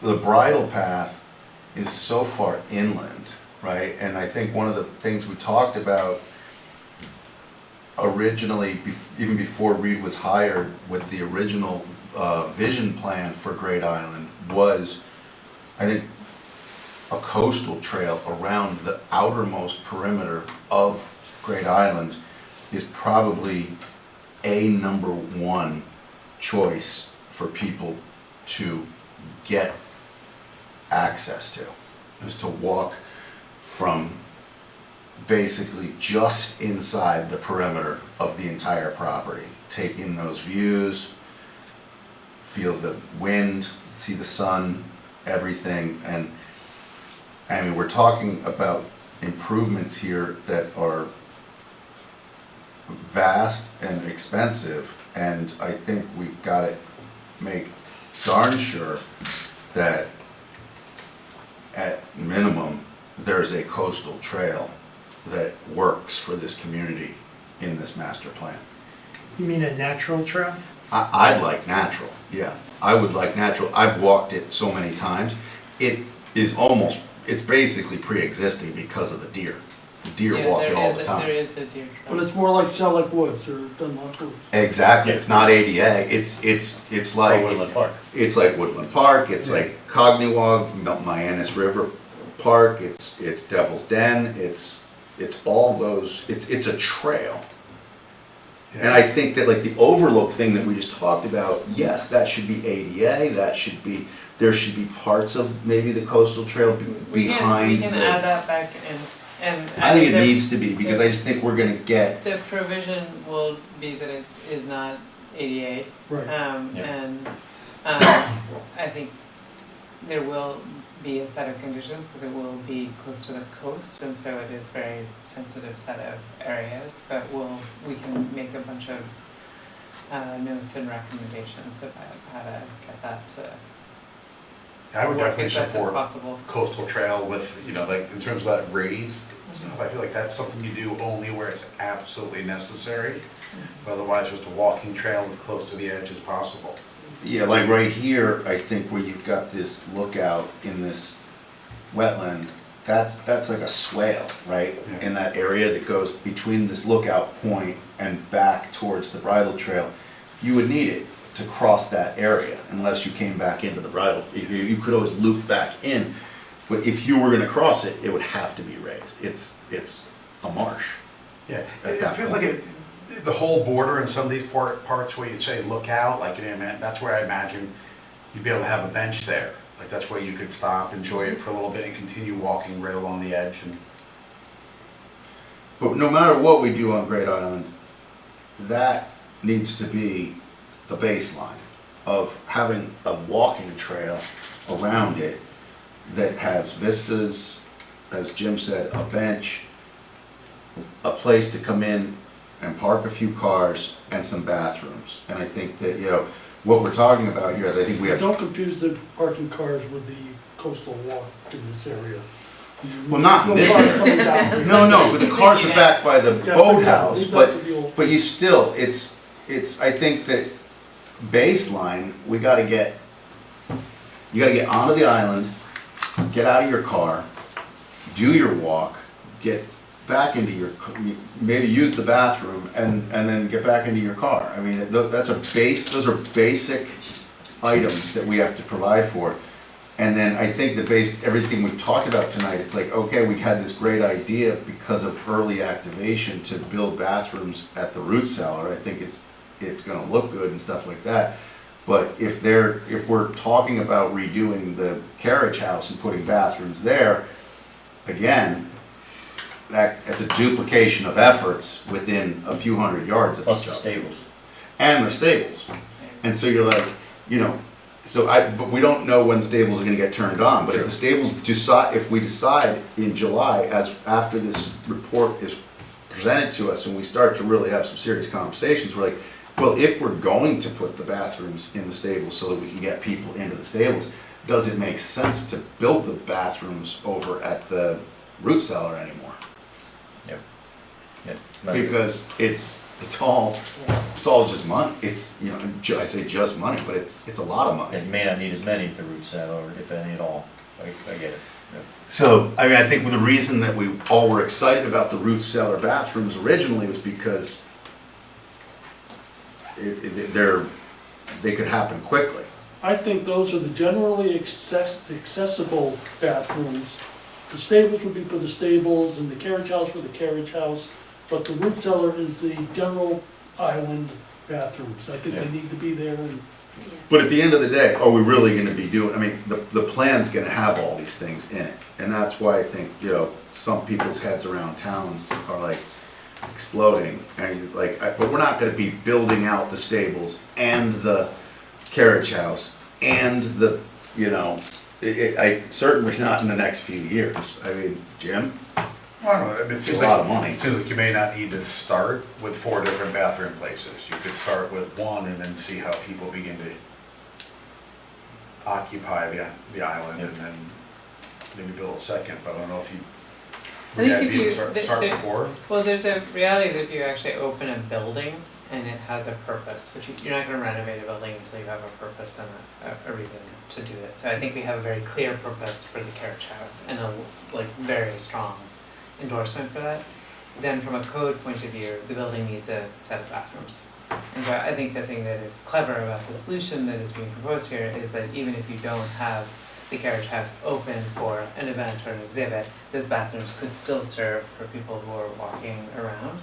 You're going to do the bathrooms because you have to get the building up to code. So I think it is a little bit of a different question than the root cellar bathrooms, which I think you do to be able to just open as part of early access. But you get a co-benefit because of the placement within that building. But while we're still on this slide, I'd say At before the, bathrooms, at the coastal trail. before bathrooms, before parking, before anything, the coastal trail, a la the trail that Darien Athletic Foundation installed around the high school. Right, I think that Becca understands it. I Yep, think I that do. the misunderstanding earlier was that I think you need to realize that some of that will be like boardwalk, like Jim said, some of it will need to be raised. And we will be able to go only so close to the coast for There'll be a very long approvals process for that because of the sensitivity of the condition. So if there's one thing to have. It's a pre-existing trail. I know, but there's just a reality that as it goes forward as part of an open space in an official capacity, it will go through approvals process. What about that would be different than anything else that we're doing? Everything is gonna have to go through Right. approvals, but the closer you are to the coastal edge, the more drawn out and kind of complex the approvals process is, and if you're showing, for instance, a boardwalk that is ADA accessible, and it's often easier to have that approved because it is for everyone.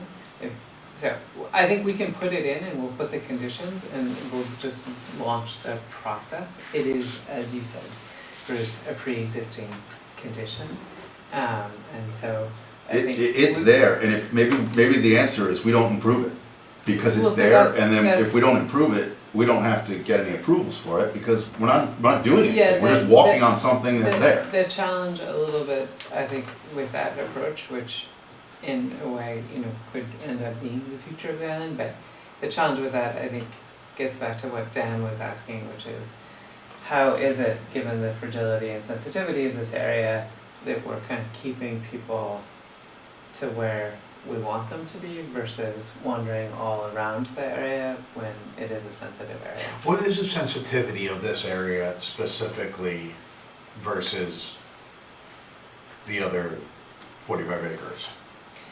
So,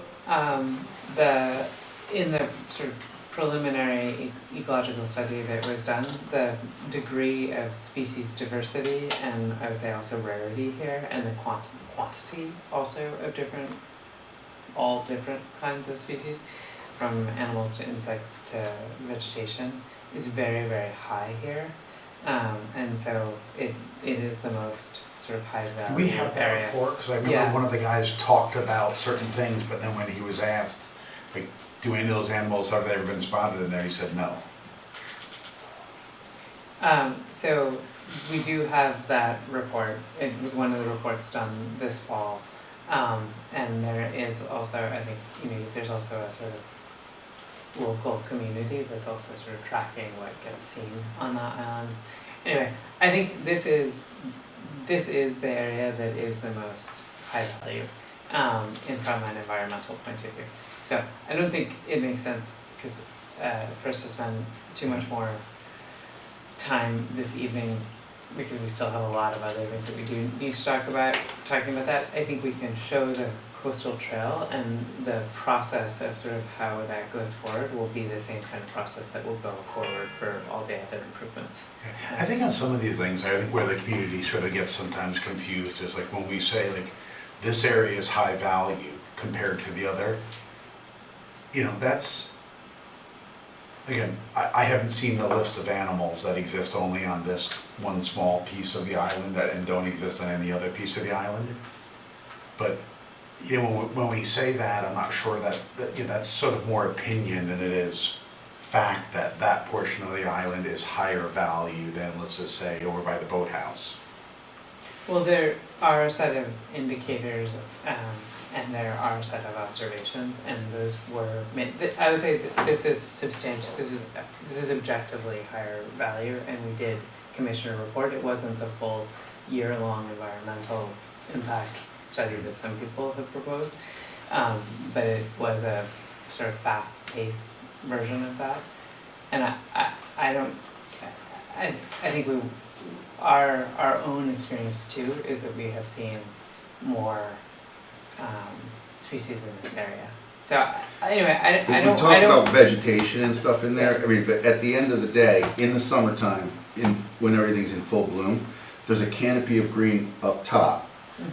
Down where you walk, it's all dead leaves from foliage. It's very open. But that's because you see packs of deer, that there's like literally like 12 or deer together, and they have eaten every piece of foliage of live, they've nubbed everything down. So, I mean, I know that there's a lot of talk about preserving the ecology and everything, but there's so many deer on that island, there's so many ticks. I mean, when you walk in those woods, you are walking on deer feces all the time, and it's so I think there's a bit of an embellishment of like what's going on in those woods. I agree. I mean, I agree with that characterization. I think though, in the interest of setting down some ideals and moving forward, I think there's no dispute that there is a high community value in the placement of a coastal trail. I think that's undisputed. I think that at the time that we're ready to put improvements or boardwalk and permanency to those trails, I think that's going to be a period of great investigation and identification of the potential impact. But for the purposes of, over the next several months or perhaps even several years, people are going to walk in those areas where there might be some natural existent trails, or they'll not, or they'll stop and they'll say, hey, it's really wet there, I'm turning back. They'll do what they'll do, to your point earlier, and they'll create their own natural, trails. But it is undisputed that we value a coastal trail. There will be one at some point, and we're going to have to dig down, or future committees are going to have to dig down onto the little bit more specific, placement. But your point is very well taken. At the same time, I had no interest in spending like hundreds of thousands of dollars more for a high environmental impact study at this point. So. Okay. Are you all comfortable with us moving ahead with returning the coastal trail to this drawing and basically accepting the other recommendations that are documented? I think they're saying without a boardwalk shown on this coastal trail. Beyond what I'd said. vote to keep those boardwalks and overlooks on there. As a person who in the past 3 months has been a little bit accessibility impaired, I don't know that everybody is necessarily up. I haven't hiked the trail, so I don't know how challenging it would be, but I do think to allow all of us to experience at least a couple of those overlooks, I'd like to see those delineated. Well, it seemed like that's where people were agreeing, Jeff. Like, I think the whole thing should be more natural, except in certain instances where because of the elevation or because of something, you need a kind of small portion of it, but not like have the entire thing be a big winding. Right. I'm just So right saying, now, leave on what's on there now. Yeah, we pulled it way back in this drawing based on your feedback. So Yeah, the previous one had lookouts, I remember it had. it had lines and meandering. much more boardwalk. So Yeah. we did. No, I don't get me wrong, I appreciate taking the boardwalk out, I just didn't want to see the whole trail go disappear. Okay, so I think that we've agreed, we keep what we have here on the And we'll add page, the and we add the coastal coastal boardwalk. ordinance. Thank you, everyone. Okay, to the beach area. The goal for the beach, right, is to preserve the existing beach cottage, even though it can't be actually inhabited, to rehabilitate the beach a little bit for safe enjoyment, which is gonna most likely mean removing a couple of the older step and concrete conditions. We will study the removal of the changing rooms. And then I think the idea potentially this is the area that there was the most endorsement for having possible boat sort of kayak or paddleboard access in the future. So the idea that the squash court could be potentially renovated as a sort of facility that might house boats or some sort of marine use is a long-term possibility here. So I have two suggestions here. I think we should be studying the rehabilitation of the changing rooms, just because once you were to completely take that down, I think it's going to be unlikely that you'd be able to put something brand new back up if you raised the entire thing. And then, I mean, this is pretty much the only beach area, and I'm defining that as where sand touches water and you could actually walk. So I feel like deciding what we're going to do there in terms of whether people are walking with a kayak and paddleboard or walking in to swim, I feel like that sort of decision or that guidance needs to be part of the near term about what we do with that, because otherwise it's just, there's no access. It's not noted here, but we're recommending as a sort of immediate next step, working with the names of two possible firms to help make the recommendation about the old seawall that's in there and those revisions. Because I think until we know a little bit more about that, we don't want to make a determination. So we keep all avenues open until you have that study complete. And just because, I mean, that study, I assume is going to cost money, what would the purpose of that study be?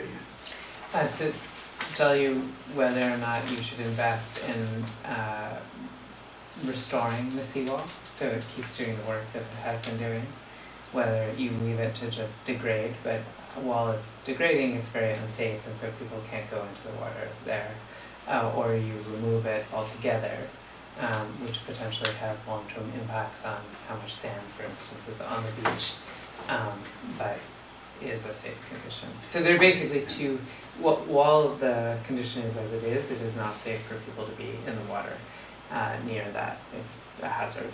So you have to make a determination about whether or not it gets rebuilt or it gets removed. And is that study part of the existing contract, or would that be completely? That would be completely separate. But I think the finding of this report is that that is money that should be spent so that you know really what the program possibility is here. And so when is the plan, if that's, just because I do think making that decision sooner rather than later, but when do you think that comes back for approval? I think that could be part of, I was sharing with Greg and Monica that I feel like that would be a recommendation for us along with the early access work, that we should have that commissioned immediately. Because I think it's in the community's interest to have that answer. Okay. Well, once you have a proposal on that, you could send that around. Sure. That'd be good. I think this is a great, kind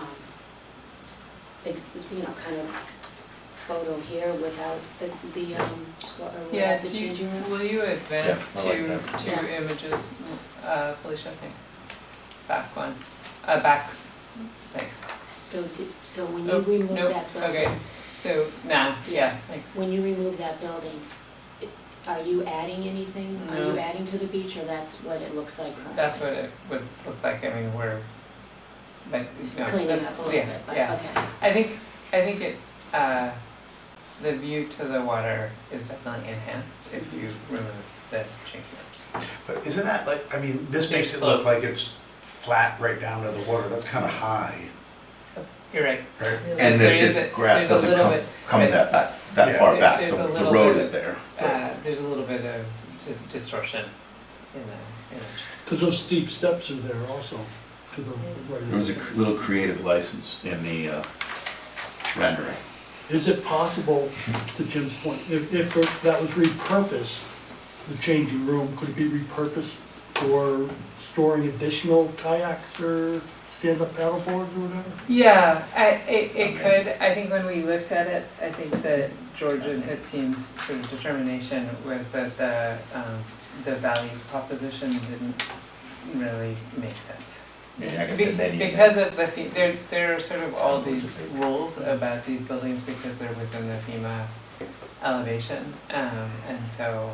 I just don't think if we come up with a purpose for it, then it should come down. I mean, every building Yeah, that stays there yeah. should have a purpose. 'cause you're It gonna seemed like if maintain- we're gonna have some type of water activity, I tend to think it's much more supportive of kayaks and paddle boards than it is just swimming, just spending a lot of time I right do there. too, I do too. So I just feel like it would be good to have a changing area where people kind of can maybe change in and out of their water attire.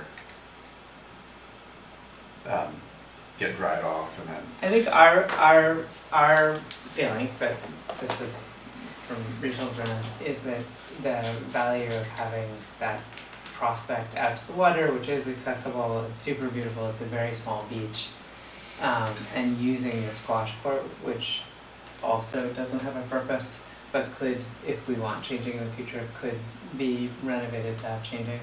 It just seems very nice to kind of declutter this area. And of the structures on the island, most of the architecture is extraordinary, and those changing rooms are totally ordinary. They're not, they sort of don't meet the standard of the rest of the structures. So we think even the beach cottage like sort of sings a little bit more when you remove those changing rooms. But Jim, you're making a practical argument, which I appreciate.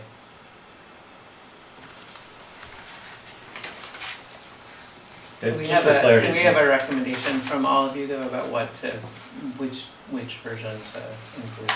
Sorry, Mark. No, I maybe this is part of the answer is there, in all of our discussions, I haven't heard an alternate launch location for kayaks and paddleboards. This is All it. the other ones that we proposed when we've had our coastal sessions have been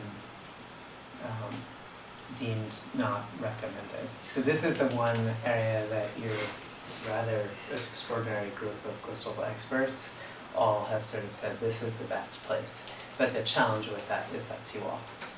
Well, So and that's- access, vehicular access. Well, I think given where we are, I'll be very clear about the people would either have to boat in, or they would have to portage. They'd have to carry their boat from the parking area, or there is a community facility with some paddle boards and kayaks that are in the squash building for people to rent out, and there's like a scout or someone there to, take $12 or whatever it is, So for people to sign in. No parking at this. No parking, no driving up here to bring a boat at all. As of right now, we're gonna put those gates, if we go with the plan that we were talking about, that Plan A, there's a gate right at the, essentially, Yes. at the speed bump, where the speed bump Yes. is now, by the stables, and then there's one right past the turnoff to the boathouse Yes,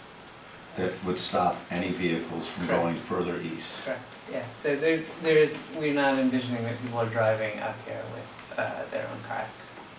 And then I also envision people kayaking or paddling to Great Island from the Yes. neighborhood. There's lots of homes, Yeah. Scotts Cove, Yeah. and then we've got two public launches Yeah. over at Pear Tree, Yeah. inside the club and outside the club. And that would be a kind of fun. I don't know how many there are up there, Monica, it's gotta be 100. Yeah. But the, Which is also, I think, why we don't think there's a need to have like 1 million here. But I think to have a few that are rentable, it would probably be enjoyed by people. Yeah, where I was going with that is where can people go if they paddle to the island? Yeah. well, that's the problem. That's, Well, so- that's the, Yeah, that's the this beach is gonna- unspoken problem, which is, Yep. the other place that we're not talking about of launching paddle boards is at the boathouse, which has a natural ramp, with the Zigglers had a train track, going down there so that the big Right. boat would come out. And there It's is a not- proposed And introduction of a much slower speed limit, and there's a set of policies that are being considered that could make that a possible future. I think right now, no one feels confident. But yeah, in so that. they're gonna make it a 5-mile-an-hour zone, but my point simply is just, if you build this here, they're gonna launch their paddleboard, and they're gonna go to where the sound and the light is, so they're gonna turn right, and they're gonna go right into Ziegler's Cove. So whether they start in Ziegler's Cove and work their way out, or whether they start out here and work their way into Ziegler's Cove and all the way back into that back, you know, by Coons Point and back into the waterway in there. We're gonna sit here someday and smack our foreheads and be like, we've set this whole thing up out here because fire, police, and the experts told us that you couldn't have it in Ziegler's Cove. And everybody that gets in the water turns right. Goes right, yeah. And goes into You're Ziegler's not Cove. envisioning many going left and Well, into Scotts Cove Because and is around. kayaking and paddleboarding's not prohibited in Ziegler's Cove, is it? No. No, I go there. No, and I Every do weekend. think, Bruce, though, that a lot of people will go left, but I don't, do we need to solve that right now? No. We don't need to solve for it, but I think we've basically wiped it. The boathouse, which is built as a boathouse and has a natural ramp already, and we've said it is one of the stone buildings on the property, which we want to kind of keep around. Right. At this point, we're talking about either removing the squash courts and rebuilding it in its current place at fairly high expense, and then probably giving up swimming because of the boat traffic in there. The truth of the matter is, one of the best sandbars in Darien is just outside of where just right outside of where the crossover thing is. The wall. There's so much sand, at mid-tide to low tide, you can walk through there, it's all sand. The other thing that's missing, right, and I asked about this a few meetings ago, is where we have the one dock right there. Yeah. With DEP approval, it's deep enough where you could add 1, 2, or 3 more fingers there and allow people like you do, like at Captain's Island and others, to be able to come by boat. I think, so I think we can note that as a future possibility for the boathouse. You know, that's not the section that we're at, but we can absolutely do that as a future. Because the other thing that accomplishes is the original passive recreation concept of leaving the eastern lobe of the island completely just where you go to disappear and not see a whole lot of people. It's quiet, there's no music, it's just chill. It's a total, and that when we started, we basically said that that section would have nothing. And we've changed in the past year. What do you need to know? Well, so I think that the question is of what's shown here, which I think on the plan right now, which is demoing the changing rooms. I think Jim has made a case for not demoing those. We're showing rehabilitating the beach. We're showing adding the fire staging terrace, which is what we talked about with Fire Marshal, so that you can have people on this end of the island. And then we are showing possibly from a long-term use, conversion of the squash court into a marine facility. Okay. If I can add to that, Becca, with regard to rehabilitation of the beach, I think we're talking about rehabilitating for launching paddleboards. That would be but. Gotta make a decision here, right? Fix the wall or yes. don't fix the wall, Yes. we gotta go one way or the other. Well, I think actually what we're really saying is move ahead with the study to understand the wall. And I do think that the case has been made that the best future for this beach is potentially a kayak and paddleboard launch, better than swimming. There are challenges here for swimming, it's very, very small, you need to have a lifeguard, you'd have to have a lot more investment and development of the infrastructure. People don't want that. So in terms of a place where you can ostensibly, safely, immediately, with the exception of the seawall issue, get in and out on a paddleboard or a kayak, this is the place that has been identified with much less investment than the boathouse and less challenge. So that's the use case for what we're showing. And Bruce, your concern, I think a lot of traffic will be coming to the island, and they'll be coming from the left. They'll be coming from Scotts Cove, they'll be coming from possibly people who put in over Pear Tree Point, come around along that point, and come in. If I have my directions correct. Or from Ziegler's coming in. Yeah, it'd be coming from Ziegler's too, which would be from the right.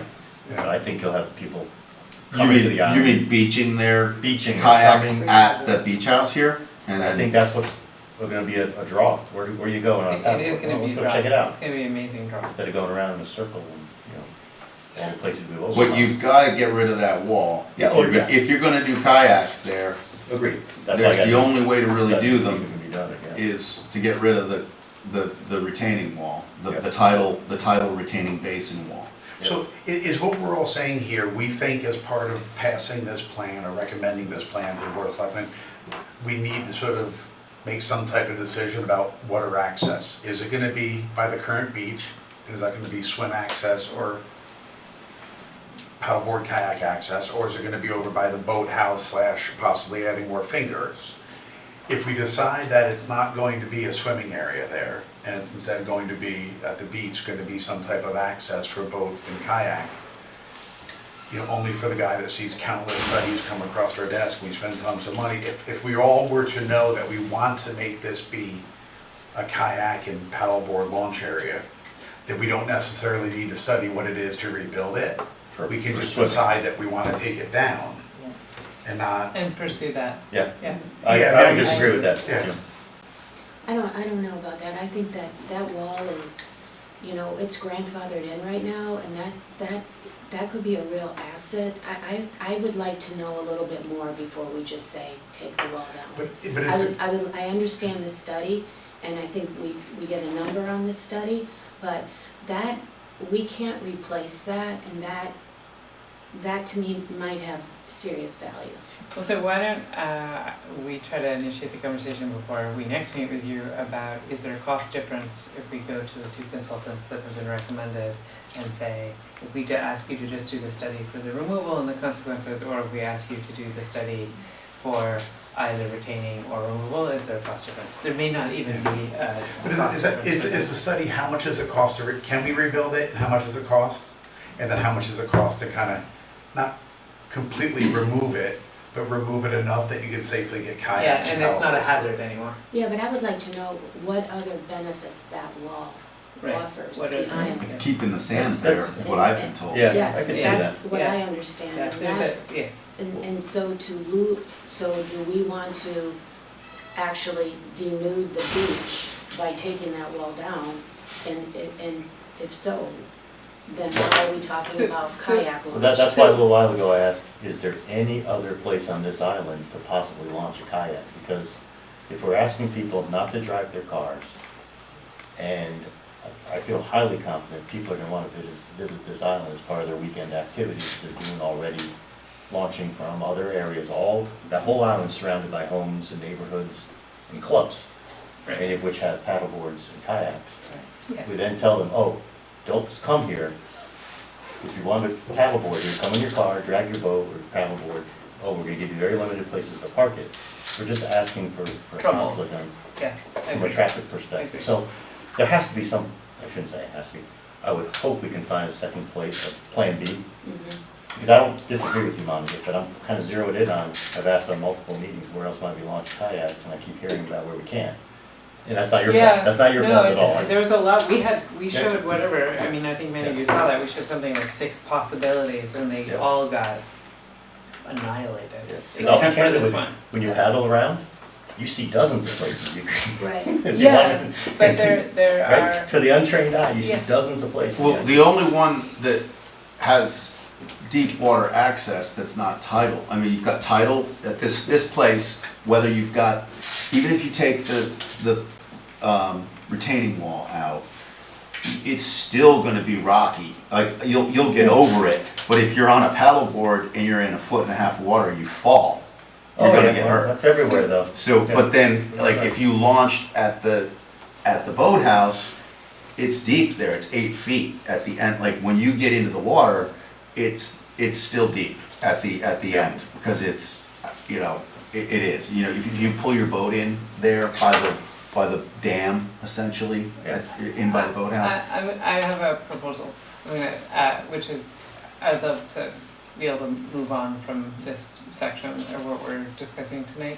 I feel like the issue around sort of early access, we've been mostly focused on how you come from land in a car or on foot to the island. I do think that the boat access is also a really critical part of early access, and I think we should try to advance this study, and we can have as part of that the second option, which Jim, you're talking about, which is really more seriously at the boathouse. If we just want people to be able to have boat in and out there, let's just focus that we need to do more homework. There are a lot of experts, a lot of the areas that are feeding here are outside of your authority, which is just Great Island, but everyone who's coming is coming from the water.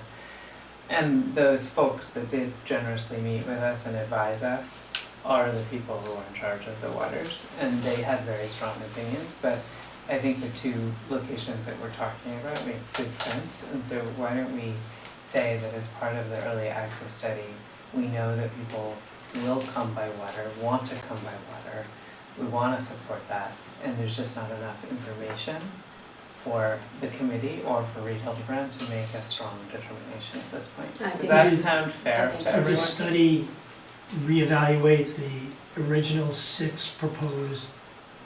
Well, they were areas, or really is it shot just- down. I think we would say this location, which got And the vote. endorsed, and this got strongly endorsed by your community of experts. But that's And then what I you- think the Vote House, we can say, look, we're gonna have parking, there's gonna be cars, there isn't another purpose for this building. Can we have you all talk about that a little bit more? And it could be a long-term future. I think the conditions in Ziegler's Cove now are not safe enough for anyone to feel good, but it's possible that with a set of future provisions or changes there, that determination would change. What is not safe in Ziegler Cove? that I don't, happened? so Jim, I don't wanna have this, and I am not the expert, so I'm not really the person to ask. But there is I think a sense at the general level that the waters there are actually complex. So you have to be a good boat person to get in and out of Ziegler's, I've been told. And then also because it is such a party scene, it isn't the safest environment for people who don't know what they're doing and don't have good skills with water. And when you have a public space like this, you have a lot of people who are really novice coming in, and there's the potential of an accident is very high. So, I think what I would just like to recommend is that water access is important. Those are the two locations that make the most sense going forward to be continued to be studied. Does that wall really not go all the way across? It does not go all the way across. I thought it was supposed to hold the water in so that It people. did, but it's deteriorated over time. No, I understand it's gone lower, but No, it I shouldn't think be I gone. think I it think- does get all the way across. Yeah, no, there's stuff that My goes- memory was it went all the way across, Yeah. but I could I be think wrong. it does. It just Otherwise, gets the water deep would go in Just- and out. It could- Just doesn't. Which I know it so does now. In our, in the. No, it's more degraded in some areas than Yeah, others. I think it connects the shore, either side. I just think that at some points it's very low. There's a big half moon missing out of the middle, so the water actually flows in now, but the foundation. That I understand, but its original purpose was to go all the way Yeah. across. Yes. So, Make a swimming pool, right? right, to make a swimming Yeah. pool. Do you, Yes, And do Monica. you the same. have thoughts on taking Well, I out the think- changing room, or you? Yeah, I would like a determination about the change room. We have a strong counter from Jim. Well, I guess, so do we need in the master plan to say whether we're gonna take that down right away? We don't, but we should either not say that or we should say it. Right now, our proposal was to take it down.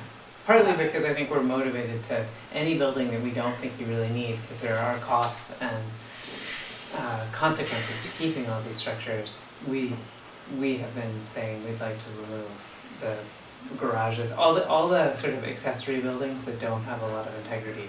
We say, let's try to remove those. There aren't very many, mostly we're supporting the retention of Why the don't we figure out structures. what we're gonna do with the wall, because that's gonna kind of drive what we're gonna do by the beach. And a little bit like the wall, once you take it down, you can't rebuild it, right?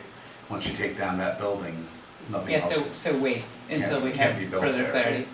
I think I'm happy with that. Yeah, I'm okay with that, but I personally think this removal, and I'm not big on removing buildings, but I think removing this adds a lot of value to that parcel of the island. So, in this case, I think it makes it, But when we're talking about the delta of, it's not a money thing. I mean, the fire No, department it's not could a have money. it It's- gone in on a Friday night drill in about half an It's hour. not a money thing. And- So how about, for those of you, it's gonna be 2 weeks or something until we meet again. Everyone who has a chance to go out to the island and think about it, it would be valuable, maybe. Let's, okay. I would like to, because it's 9:30, I'd love to move forward. So if we go to the great lawn and the estate house. It's another very exciting possible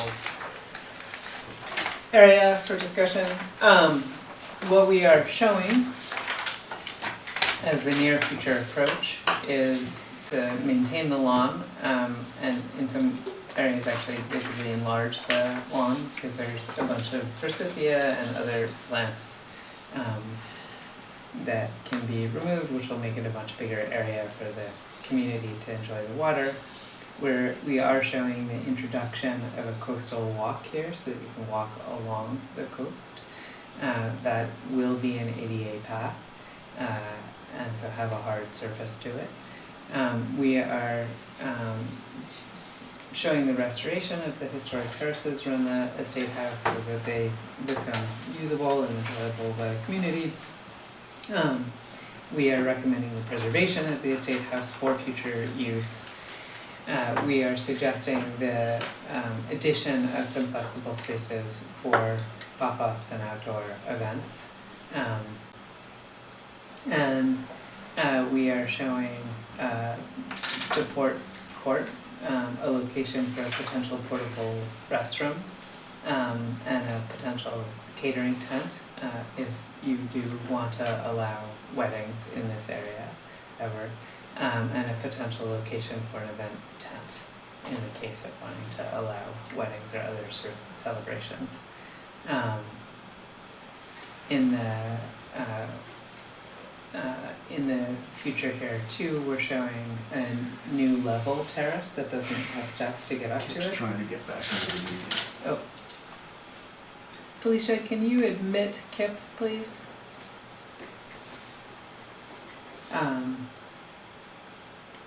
Thank you. And then we do need to widen the drive area, or now the walk area, behind the estate house so that there's a drop-off area for the fire marshal and emergency access. We're showing some additional planting. And then in terms of long-term possibilities, the idea of a more permanent event pavilion and terrace for gatherings,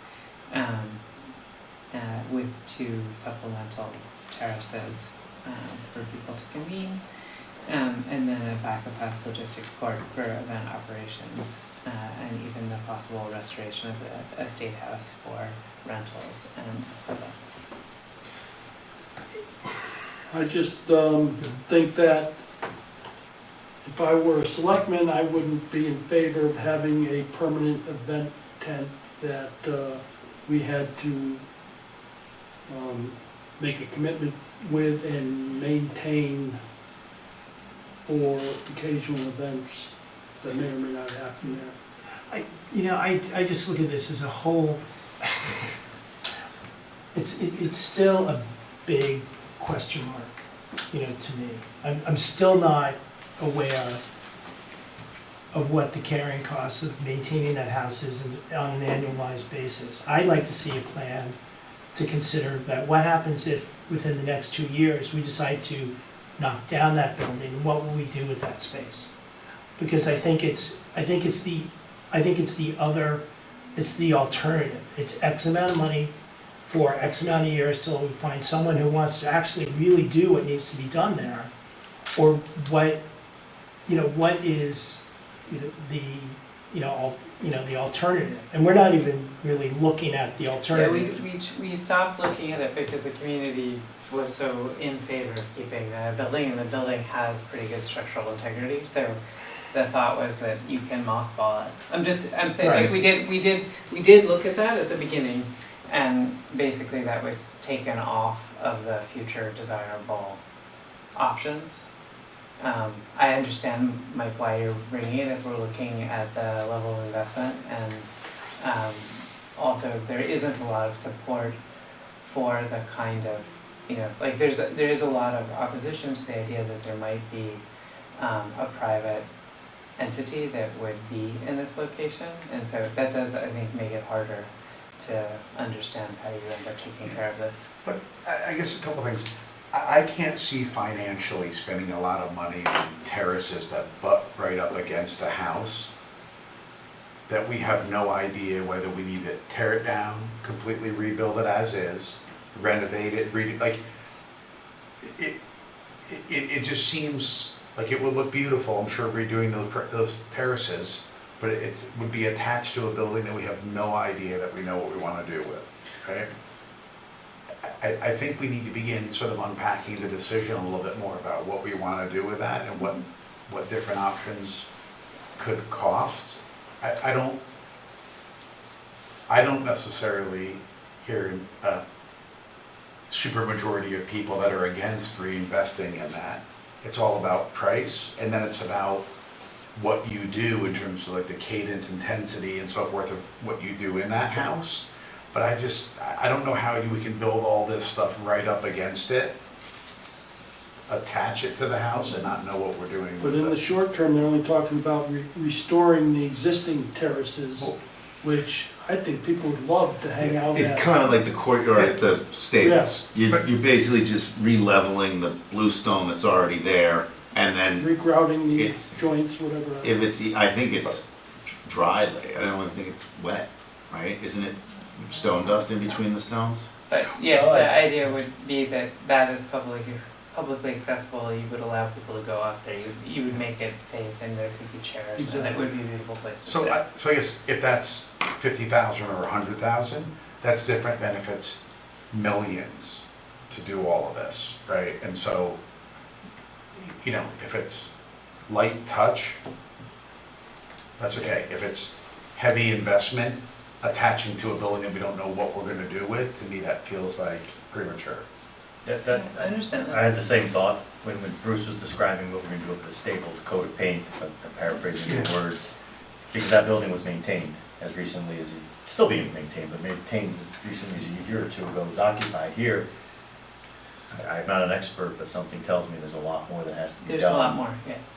To have, To bring it Place back that- to life. yes. But to keep, to mothball it, I think we could, we've talked about the modest repairs that need to happen to the roof and things like that. To mothball. To mothball it successfully at not a big carrying cost, so that we can get 5 years down the line and figure out, okay, we've activated, like, we've got Great Island, we've got a coastal trail, we got people using it, we're starting to figure out like whether it just wants to be this for the foreseeable future, or do we want like a Waveney style town operated thing that, you know, a handful of times a year they have a wedding at it in the summertime or something like that, where you don't have a restaurant but you have a dishwasher, you know, so a caterer can come in and do a wedding. So my personal opinion is under near future approach, restoration of the historic terraces gets struck. We've got event pavilion and terraces under long term, if it goes that direction. I also don't agree with a semi-permanent event tent. If we get to the point where we're offering to residents to host events, bring your own tent. That's part of your. I disagree with your striking restoration of historic terraces. I want to hang out there in a nice weather day. agree. So, We can disagree. yeah, we agree because. Yeah, I mean, if that's a project like the stable forecourt, Yes, Then- I don't know that. you're gonna get a lot of bang for your buck. Right, I'm concerned it's not. Yeah, I don't know. yeah. We should find out what that I'm number is. concerned it's exponentially more. Well, I think that if we're thinking about having any type of events, and we haven't had that full-out discussion, I think the terrace might be a real draw, you know, if somebody does want to have a wedding. But I want to understand the cost benefit of having an event tent as opposed to, my thinking is more like Mark's, if you do want to have a wedding, and we do allow a small number of weddings a year, wouldn't it be just more financially beneficial to have people bring their own tent in? What usage will we Yeah, need so to it's justify this? a good question. I think it's probably something like if you wanted to have, if you wanted to so if you, I think making a place that's very clear where the tent goes is very, very important. And then also identifying you do need portable restrooms and you need a place for catering. Like these are, the other thing that you often also need is like a bride-groom changing tent area for sort of prep that potentially like could happen at the Pink House or Playhouse.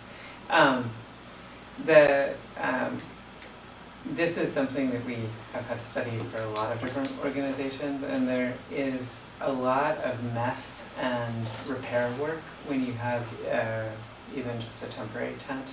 And they're On the property? on the property. There's a lot of damage that's done, so it's very important to identify where it goes and where it can go. The potential strong case to be made for actually having the community identify the tent and put it up and care for it is that then you're in control of how often you want it used, who comes, what the case is, and you pay for it once, and there isn't a lot of damage. And in terms of like carbon footprint, it can be lower because you're not doing damage again and again and again. Yeah, But you're not ready. I mean, I understand. We wanted to show the best solution. It's under long-term, In right? the, well, No, in the, it's not. no, it's, so in terms of a way for the island to have some revenue, that also supports a vision that many, many people have come forward with, which is the desire to have important family events or ceremonies on island. This is where you would want to do it. I think people would love to do it in the steakhouse. That is clearly a long way off. So the solution that the New York Botanic Garden has used and other historic homes have used is this idea of a very sort of tasteful, almost glass-walled event tent. And you can manage it, either the town can manage it, or you can have someone that you farm it out to. But I think, Monica, when we're talking about events, we're not talking about the town having an event out there. We're talking about allowing a private citizen to have something out there. So at least in the initial year or years, I'd prefer if we're going to allow someone to have an event out there, you know, a provider like Sanford Tent has to come in, put something up, has to be down in 24 hours, and they need to repair the surface. That's what happens when we put a tent up at a club or whatever you want to rent. To me, that's how it should be done. Like botanical gardens, they're in the business. Yeah, they're making revenue. They're in off the of it. entertainment business and the catering business, which I don't specifically want to put town staff in the business of hosting weddings, cooking, golf courses and things like that. I'd rather just all have the outside service provider come in. It's got to be picked up, holes filled, removed. Yeah, I think So so. should we put in our base case for the plan, this is the tent location, and these are the locations for the support facilities. And that is all sorted out and the access is sorted out. And then there is a determination, which I know is later part of the conversation today, about potentially how often something like that would ever be allowed. I like that. Let's say we approve 10 events a year. That's 20, 30 days total. One day to put it up, one day to take it down, one day of the event. That leaves 330 days a year, give or take, but there's nothing there. Yeah, which is lovely. Yeah, I don't see us becoming a, Yeah. no. I don't know how many events might eventually be, but I don't see it being that many. And then our staff is in charge of maintaining the tent, cleaning the tent, Yep, liability, organizing it. put it up wrong, take it down wrong. Yeah. Storms coming. Yep, hurricane coming, go take it Okay, down. I think Anyway, we- I think we have a, is that? I did very much like, Beck, and I don't know if you just made a quip about the, what's it called, not the dollhouse, the Pink House, is it? Yeah. Yeah. Playhouse. White House, Pink House, not the White House, the White House. Playhouse. The Playhouse being a place, I don't know if it's too far for staging, for cooking, because there's a kitchen there, presumably could be upgraded.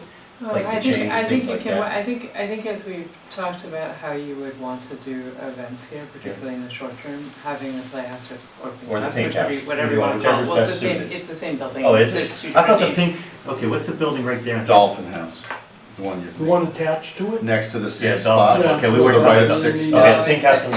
It's The the Pink Pink House House. is the stand-up. Yeah, I like that. But To it's a me, great, beautiful spot it's a to do it. beautiful spot for temporarily while we're doing this until we figure out. But didn't we have a lot of problems in terms of leakage and so forth when we had a renter in there? Like, is that something, Well, the what's the kitchen's tiny, status the of that? kitchen's tiny in there, I mean, it's, Yeah, is that something we should tear down, consider tearing down? That's The dollhouse? The playhouse? The playhouse? No.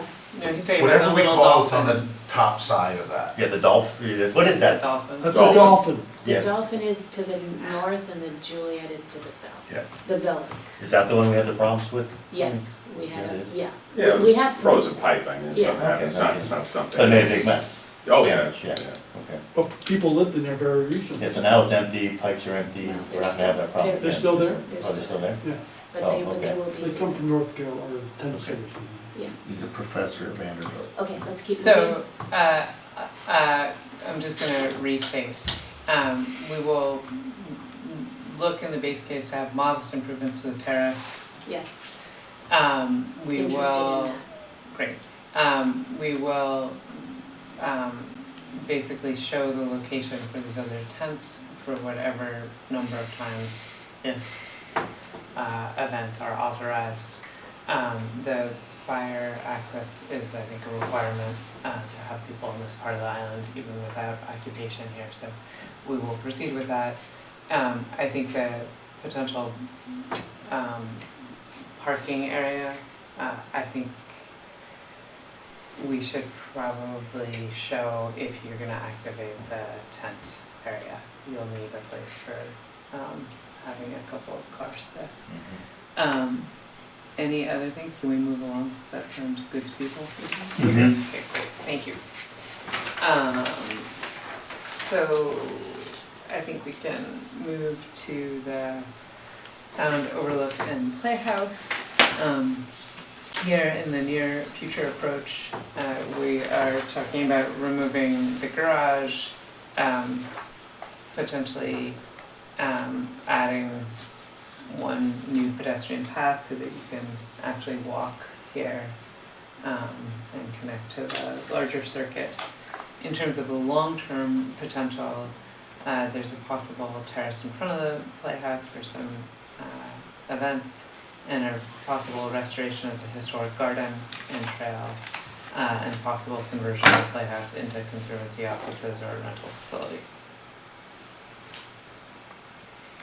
I'd much rather see a office or rental or whatever there than the greenhouse. I know it's been drawn both ways. The but problem with I- that is then the cars are I gonna know. come all the way into the island. But if it's Tony and if it's the Conservancy, if our governance turns out to be that there's an office that runs Great Island, that could be a very sleepy office for running the Conservancy. You say you don't want cars driving the back of the island, Yeah. right? Yeah. So Cassie, if we're gonna continue to, were we renting the Dolphin House, people still living there? Yes. So will they continue to drive to the back of the island to the No, house? their lease is up July 31st, and they're not, And not being renewed. they're not. Got it, okay.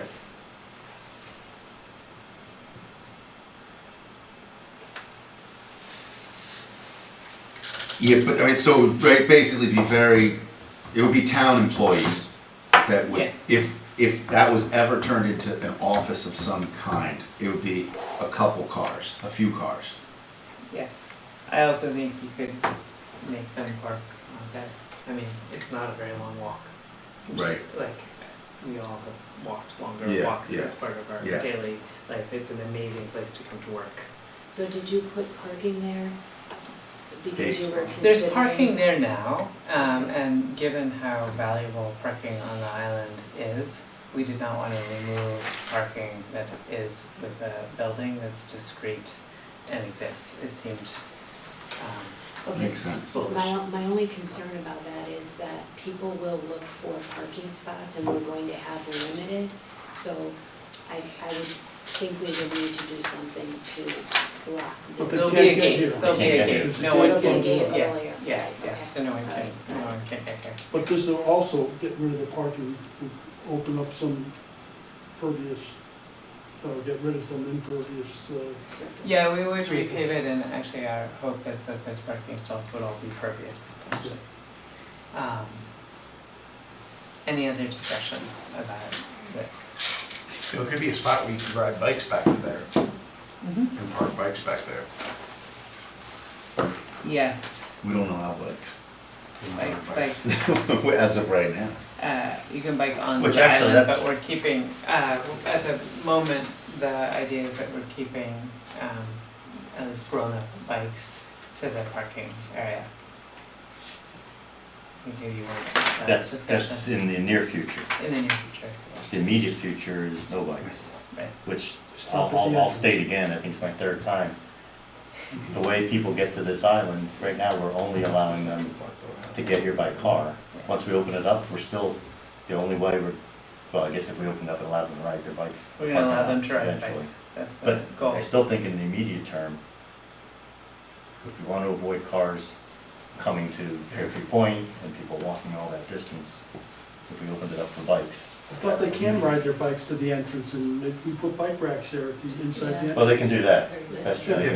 What if you wanted to ride to the back of the island? Yeah, you can. But when the road, so I was saying, when the road's completed, When the roads come. you'll be able to park your bike where a car parks. Well, as part of the early access strategy, the goal is to have bike racks, it's just like we have parking. So you can bike on, you can do where it's the paved like asphalt in that plan, and then you lock up your bike and you walk like everybody else.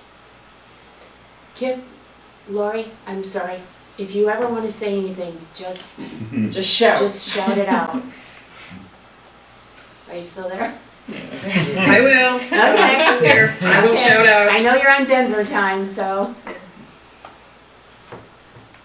Yep, no, I'm here. Here and listening. Thank you. Should we keep going? I think so. Okay, so the boathouse, Go Peninsula, again, we wanna retain the boathouse for a possible future renovation. We do like the idea of having a trail come through here. We think that we should remove all the asphalt, that's here now, and convert it to lawn, basically. And then there is a proposed lookout. Any thoughts here? I know we talked some about the boathouse and potentially adding boat access here. So we'll make those notes too. I think, yeah, maybe some slips. Yeah. If we could, have we had investigated with DEP how many slips we could have if we had approval? I know there were some actually historically that were put up and then taken We have not down. done that. Put that in long term. Well, they Yeah, were we- improperly put up and then taken down, but yeah. But to have I them- think we can just note it in the long-term future as a possible You're talking like finger docks, like the Ziegler's had? revitalization. Yeah, there's like a couple extra fingers like they Yeah, have we had at, that like- in the past, years and years Yeah. ago, but they got in a little like trouble. Captain Island. and You know stuff. what, Becca? What? Let's ask Tony, because this building, DPW uses, and I appreciate the beautiful view without the asphalt, but, where are our people going to keep their equipment and, So it's a question whether we use the back of the stables for, right, I think that the proposal is that we move you to the back of the table. right, so if we do that, then this opens up. and you're okay? Well, and then the other thing is just like, what's it gonna turn into? I mean, right now, it's not that inviting to geese. But the minute you make it a grass surface, all of a sudden it's gonna be like goose poop central. So, I mean, And the geese are over there. Yeah, they're already there. They're there. They've already- on the driveway? Yeah. They hang out on the driveway? They hang out in this little area, they're very happy. I bet you they're gonna really camp out if we put grass there, but let's just be careful there, what we wish for.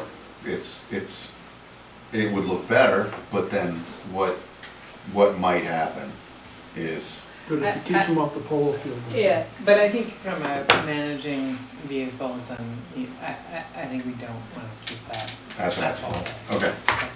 Okay, Okay. so then we have our total plan, again, just as a reminder, if you advance, thanks. So we will make the edits, that you all shared tonight, thank you. This one is Yeah. on my table. And then we will send that out Yeah. for pricing, and we'll bring some more details around planting and access and materials for the different pedestrian network for the next meeting that we have. And In then- terms of, yes. And then okay. sticking with that, I really like the fundraising. I think that in pink, I think if that could even be a little brighter. Okay. And then I do think when we're looking at pricing, if we could include mothballing all of these buildings and get a number on that. Yep. Right? Thank you. Okay, so next, everyone take a deep breath. It is 10 o'clock. I don't know Yeah. what So, you want to do. It's yeah, a you little, know what? seems a little late It to is launch a- into a very exciting topic. It is a little late. What I would propose is on policy for events, I'll look at the calendar, try not to overlap with any other town meetings and meet with you, and we'll have a Zoom meeting to discuss this. And Jeff, maybe if you have any information that you want to share before that, how does everybody feel about that? As opposed to doing it now? Yeah. That's the option. Almost anything you say right now, yes. That's the option, okay? Okay.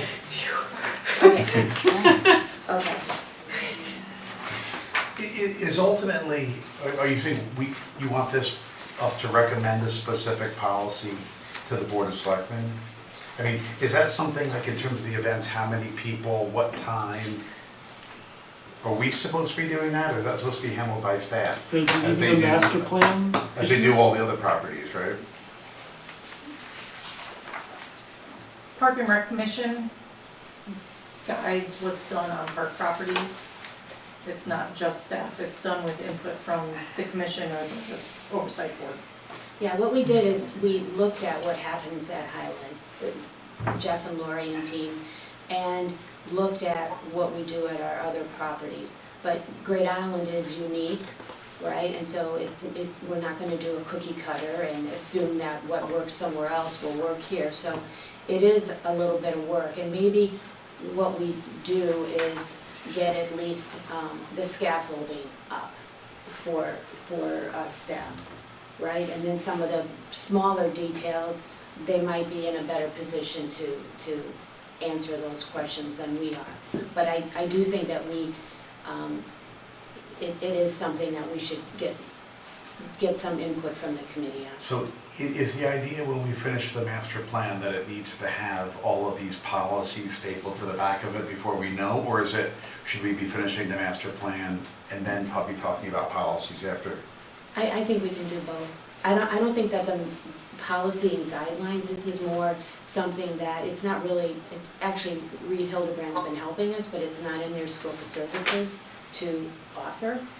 But it is something that we need to do, and I think it's something that we have, the 9 of us, some valuable input on, but this is a project that going forward, town administrator will be handling. So I look at this as, we get a framework up and going for town administrator to fill in. I And guess, probably are we for- thinking about having events like before July 15th? No. So I guess just in terms of all the work that we still have to do to kind of get to like a, shiny presentation to give to the Board of Selectmen, and if Reed Hildebrand isn't really working on these policies, should we? But they are helping us, so they have been helping us. You know what, Yeah. let's see what we can accomplish. We'll never take our eye off the most important ball, which is this. This will get delivered by July 15th. Okay. Hands down, okay? But it doesn't mean this other project isn't important, and our input is important. So it might be something where we get the scaffolding up and then we hand it off to the Board of Selectmen and they finish it off. But we do have valuable input, all of us. I agree with that. I also agree it's not a gating item for us completing the master plan. Monica, isn't part of the issue that we have to get P&Z approval as well? And they want us to come with some framework of what we think we might want to offer because of the current zoning of the property? That's part of it, yes. Yeah. The PZ approval's only for like pieces of the master plan that we actually want to do, right? Or Like P&Z doesn't sign off on They sign The off on events. presentation, They right? sign off on events for this.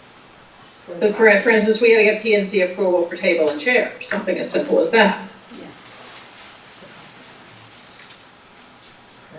Yeah, almost everything here. Well, I think the advantage, yeah, if we want something this summer, there's a gestation period to public hearings, P and Z, so I think that's part of the impetus to forge on this program, Right, perhaps. right, let's forge on, but let me come back to you with a couple of ideas for, meeting dates. Let me first meet with, Reed. Yeah, so I think though, also clarifying what has to be determined, let's say, before July, so that the case Right. can be made, I think maybe that is, should get an answer to before the next meeting, so that we have clear assignment for what has to be achieved.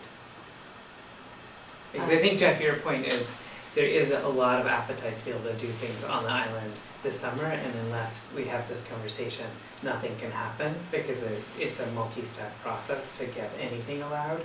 So it's not in the interest of the community to totally punt on this conversation until after July. But is this for private events, I Yes. guess? Because like, we Yes. didn't need P and Z approval for our like workshops, did we? No, but we did have to get, there were a lot of conversations involved in getting permission to do that. But we didn't have the, It wasn't P and Z. okay. Okay, Good. we're good, right? We're gonna have another meeting on this. Okay.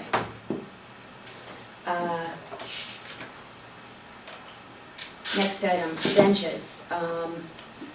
P and Z approved our narrative submission for 16 benches on the property and 16 tables and 48 chairs in the stables.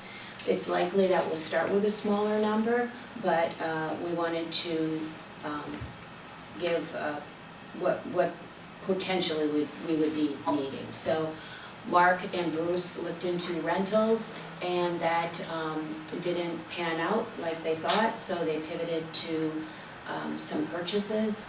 And right now Reed has agreed to assist us with sourcing the benches, tables, and waste containers to make sure that everything fits in, a cohesive look. And next steps will be refining the selections, confirming placement, and working towards getting them out there. And Mark and Bruce, if you are amenable, it would be really helpful if you joined Reed. They will be working on this separately. The town's agreed to engage them on a per-hour basis, but we could really use your help as well, especially on going out to the island and choosing locations. So I'm asking you, you already worked, but will you continue to help on this? Happy to. Yes? Volunteer for locations as well. Okay. I'm hoping. Really? Let me just see my notes here. Mark and Bruce. Dan is a location scout. Okay, all right, you got it. You got it. Okay. Okay, so we'll move forward on that. Okay, and then next item is the Great Island merchandise and logo update. And Kip and Bruce have been working on this, and I think we're going to hold off on a further discussion on this, especially because yours truly, I forgot to bring the sample t-shirts. I'm sorry, I remembered once I got here and I didn't have time to go home.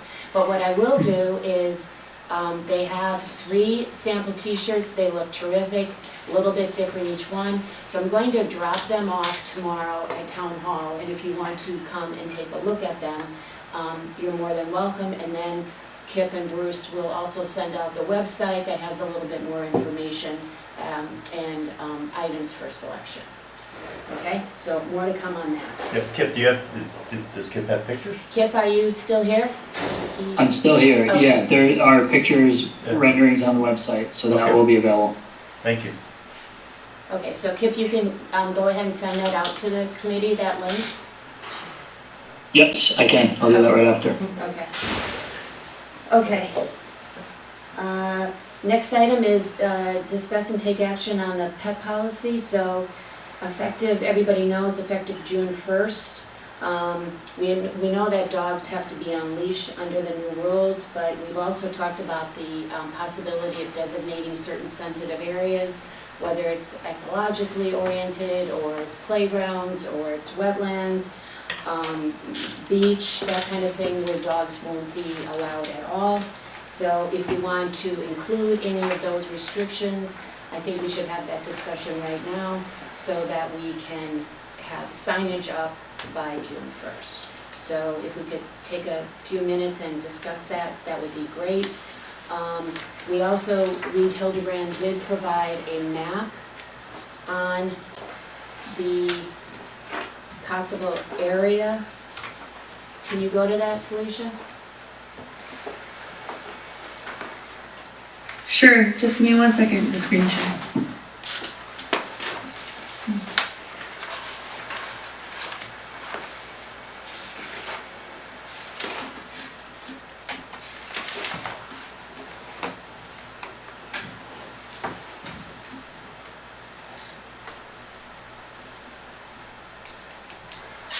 Hey, can you see that? Yep. Okay. So right now, the brown is where dogs can go, on the dark brown on the on the paths, correct? Yes. Okay.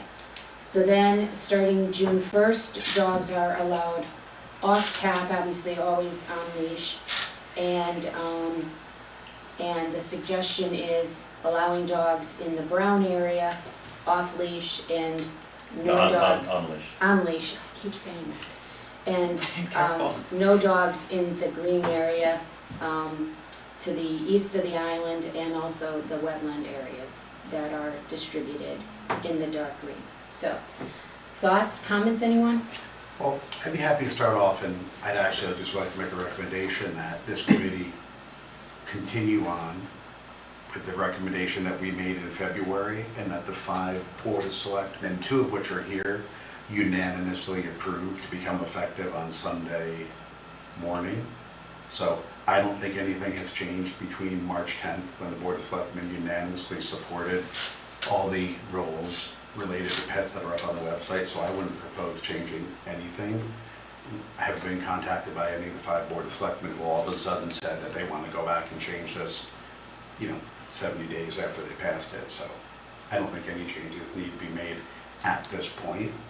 Like I said last time, if down the road we were to, as an example, have a kiddie sandbox, and we wanted, small kids were going to be playing in that, and you didn't want dogs in it, that would, in my view, precipitate a conversation about whether you needed to change that. But at this point, I don't recommend changing what we spent a lot of time talking about, and the Board of Selectmen, I think, talked about for about 45 minutes.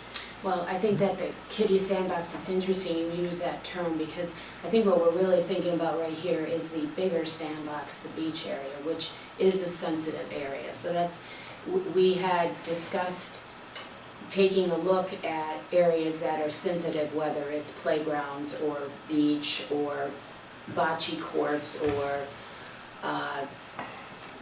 I forget the other options, but the beach area is an area that I think deserves special attention. So. Well, I don't think the beach area nor the green area has changed since March 10th. Okay. So my view would be we keep, at 10 o'clock, we keep it as is. Okay.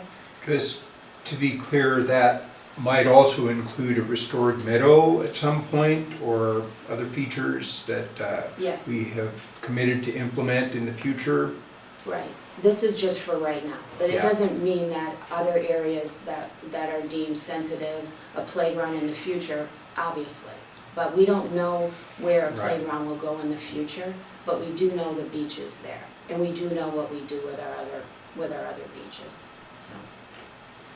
I mean, my recollection is that one of the main drivers of not passing that change that night at that Board of Selectmen meeting was to give the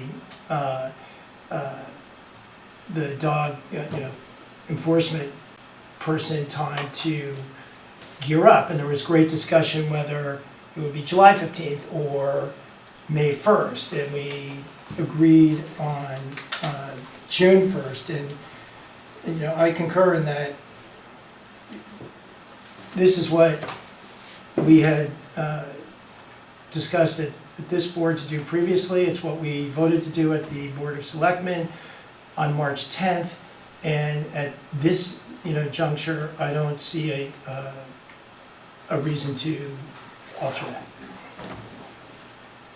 Okay, just to clarify again, that the dog enforcement officer is only looking for dogs that are off leash. Okay, so even if a dog is on the bridle trail, the dog enforcement officer is not going to give a ticket. But just to be clear, when I listened to that Board of Selectmen discussion for almost over 40 minutes, right? The discussion to not just implement the rules that this committee, a majority of this committee voted on to send to the Board of Selectmen, it was the only reason they didn't make Board of Selectmen didn't make it happen right away is so they could let it go to the RTM and pass the dog ordinance. The new fine. And then give a couple weeks for that, for folks to have notice, and then it becomes effective Sunday morning, so Yeah, that's all happened, I yeah, believe, but right, Mark? Was it Jim, passed? It passed. The conversation always was that there would be designated areas that would be sensitive that dogs shouldn't go on, right? And so the question tonight is, should this area that includes the beach be considered sensitive and not have dogs on?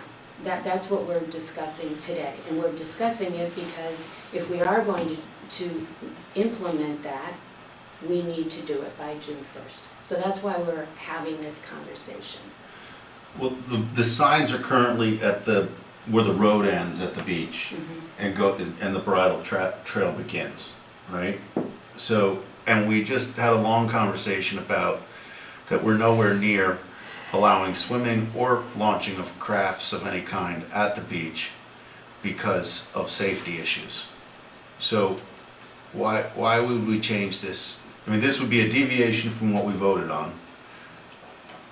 I mean, I think we just... Allowing dogs on the beach would be a deviation from our town policy for other properties. The Board of Selectmen, 5 of them unanimously voted on this, and the other properties, my understanding is, when there's not swimming there, they're allowed, and I think our rules actually prohibit swimming at the beach. Right, but they don't... Go ahead, Laura. I say that's not correct. Dogs are never allowed at Pear Tree. The only time a dog should be on the Pear Tree property is a Darien Boat Club member escorting their dog directly to their boat. Other than that, there are no dogs at Pear Tree. Weed Beach, it's very restrictive. For many years, there were no dogs at all. We did institute a winter-only program only on the one section of the beach that is the least used because it's the one we haven't been able to update.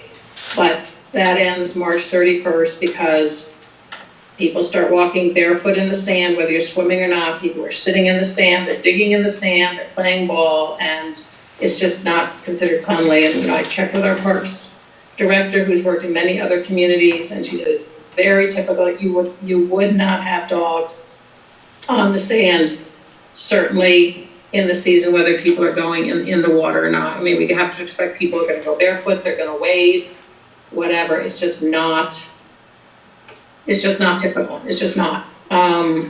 Looking at the verbiage that Reed Hildebrand put in the slide up at the top, they're giving us more ecological information. I mean, basically, it's recommending, the eastern lobe of the island is restricted. I think we're being very generous in the areas that people can take their dogs on leash, and I just don't see why we can't compromise in protecting what we all have discussed are the ecologically sensitive areas that we're hearing about from our community. I think this, to me, it's a fair compromise. Yes, we voted on it, but as I recall, it was a pretty tight vote, and there were, some of us who, remained concerned about it. So that's my view, but dogs on the beach, I'm sorry, I just think, personally, I think it's gross. I really do. But the beach is different than the entire walk down to the beach to where the signs are today. I mean, the dogs have not been allowed on the beach currently because they're not allowed to leave the path, right? They have to stay on the road. So you can walk down to the signs and then you can walk back, which at least gets you down by the water, gets you a nice view. I mean, it's currently green back to the loop road where the beach club spur, or not the beach house spur, pulls off of that. So, I mean, I think we're talking about two things. One is excluding them completely from that whole area, and two is the actual sand.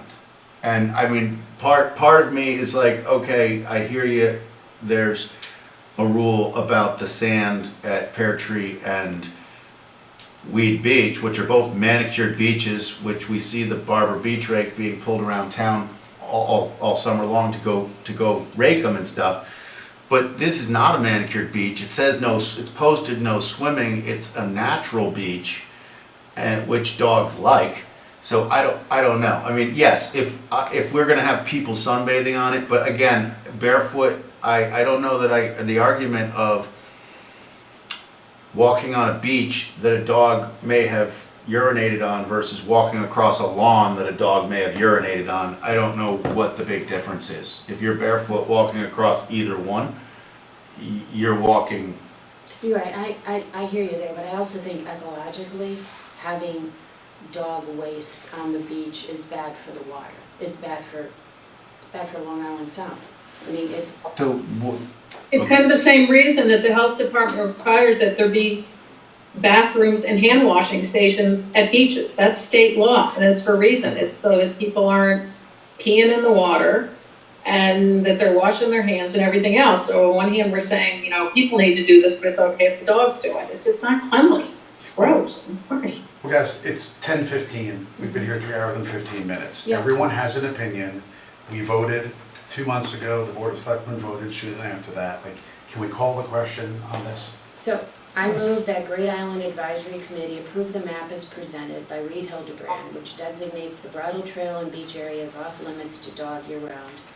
This clarification will be reflected in signage installed prior to June 1st, effective date of the updated dog policy. But as a point of order, I think that we ought to vote first on whether or not to continue the rule that we've already voted to put in effect on June 1st. If we vote no on that, then it would be appropriate to have a counter proposal. But there's a rule in place that we voted on to enact. So before you can put in another one, you have to vote to decide to not have that be. And my point of order, I put forward retaining the existing rules that we have proposed and that the Board of Selectmen unanimously voted on March 10th, and then the Board of Selectmen put on the website, and our residents have seen it published in 3 different newspapers. So that was a motion I put forward.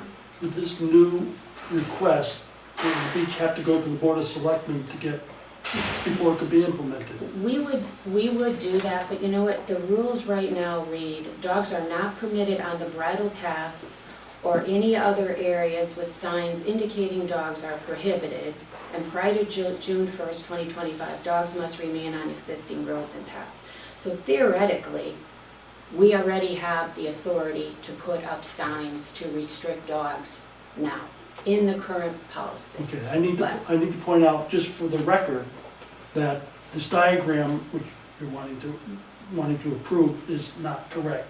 This slide is not correct. The diagram illustrates the town of Darien rules and access requirements effective March 10th. This diagram does not represent what we approved on March 10th, because this includes the beach. Right. And so the diagram would need to be changed. I'm also concerned, to Bruce's point, a little bit about where the green begins and ends, because now people are going to go out there with tape measures and try to figure out where this point is, and they want to make sure the signs are at that point and not farther back, as Bruce has said the existing signs are.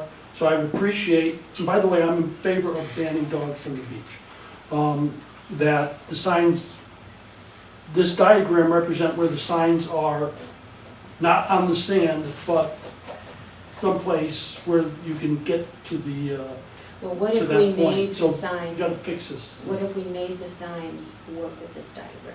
Well, then you're pulling them way back, and then maybe I need to see where that is before I can say. Yeah, none of I'm us, okay with that. we all got this like 96 hours ago. No, Jim, Didn't have a no, chance. we have talked about this for the last 3 meetings. Reed Hildebrand has had a slide up regarding the change in dogs on. I'm saying that diagram right there, No. that we're now being asked to propose, was sent to us, I think, on Friday afternoon. Right? I didn't have a chance to go down, and it was uploaded to the website for the public about 2 or 3 hours before the meeting started. So, again, I made a motion to keep Okay. everything as we had proposed. I think Robert's rules would say, is there a second Second. discussion, and then Is there a vote on it, second? and then we can go home. Oh, okay, well, that depends on how the motion goes. Yes. So all in favor of Jim's motion? So, hold on a second. I made a motion, Make a this discussion. uses a second. Mike second. I second. Second. Any discussion? And the motion is what? The motion is to keep the rules as we voted on and approved in February, and the Board of Selectmen unanimously voted on March 10th. I moved, Mike seconded. Usually the next item is discussion around that motion. And we could still, if we feel like there's people that don't want the dogs on the beach, we could still leave, so that would leave it so that you could still take the dogs down to where the bridle trail starts, where the signs are today, but you would just, if we vote in the affirmative for this, then we're saying, okay, we're getting what we voted for back in February. And dogs can go anywhere except for the bridle trail. And where the signs are. And where the sign, And where the sign, and then we Right. just have to agree where we're gonna put the signs. right. Well, they are where they are today, and we can put additional ones if, But right now, the only signs are generally the bridle trail, right? Right. only on the beach. No, there are no No signs sign. on the beach. But that doesn't rule out the possibility of just putting them. at Putting a the sign on beach, the or, beach. as I've stated at previous meetings, I'm very sensitive to ecology, and if there's areas that need to be protected strategically might not be the right word, I'm open to that. I'm a little, more than a little concerned about the scale of the green here, This has got to be made more accurate. but to understand what it is we're protecting. I'd also like to get the report that talks about the species that were observed only in that little quarter, not the other pieces of the island. Okay, can Are we we, move on? we're still discussing? We're still discussing? I'd like to just say a few things. We go back to March 10th. I think we've all learned a lot and heard from a lot of people since March 10th. And just as this committee's vote was not unanimous, I feel like the ledger, just of what I've seen and heard, is tilting a little bit. That to me looks like a reasonable accommodation of both who are concerned about ecology and who want, maximum ability to enjoy the island with their dog. That seems like a reasonable thing. I'm not sure I'm fully comfortable with, we can just put the signs up later, so I'm probably not going to support this motion unless I'm convinced that works. The other thing, we don't want to spend $100,000 on a detailed study. I mean, these studies are scientific studies. They have to have a range of observations. I'd say, why not err on the side of caution? We had Biohabitats do a report, said this habitat is consistent with these species, was honest in admitting that they didn't have observed. We don't want to study it. Why do we want to not just err on the side of caution? We've had most of the recent comments have come in on the ecological side. So I'll support whatever could get us to this most efficient. Okay, we've heard of, Kip, do you have anything?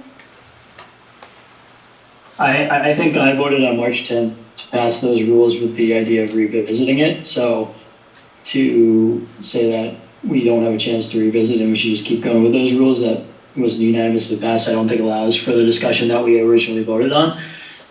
So right now I would be a no to continue with that. And I think that, both sides were heard on this, and there's obviously strong views on either side, and I do think this is a compromise. So current motion, I would vote no. The compromise that you mentioned is no dogs on the beach? Right, and so obviously with Weed Beach, that's seasonal, and the original argument was all dogs should go where their owners can go, so if we're not gonna let people swim there yet, I don't see the need to have dogs there yet either. So basically, we're saying that the drawing as it's shown on the screen is not what we're talking about. What we're talking about is that the road down to the beach house to the start of the bridle trail would be okay to take your dog, but then we would agree that there'd be a sign that does not allow dogs on the beach. And if I heard it right, I think I could get behind that. Dan, I thought say he could get behind that, and we've already.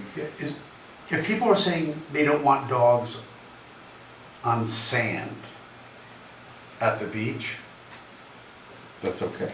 that could make some sense. I haven't seen, heard, or read what's special about those green areas, the couple up on top, the one in the middle, the two down the left-hand corner. Okay, Becca, can you? They're inland wetlands, Can you right? speak Yeah, they're- to, and can you they're- speak to how that boundary was determined?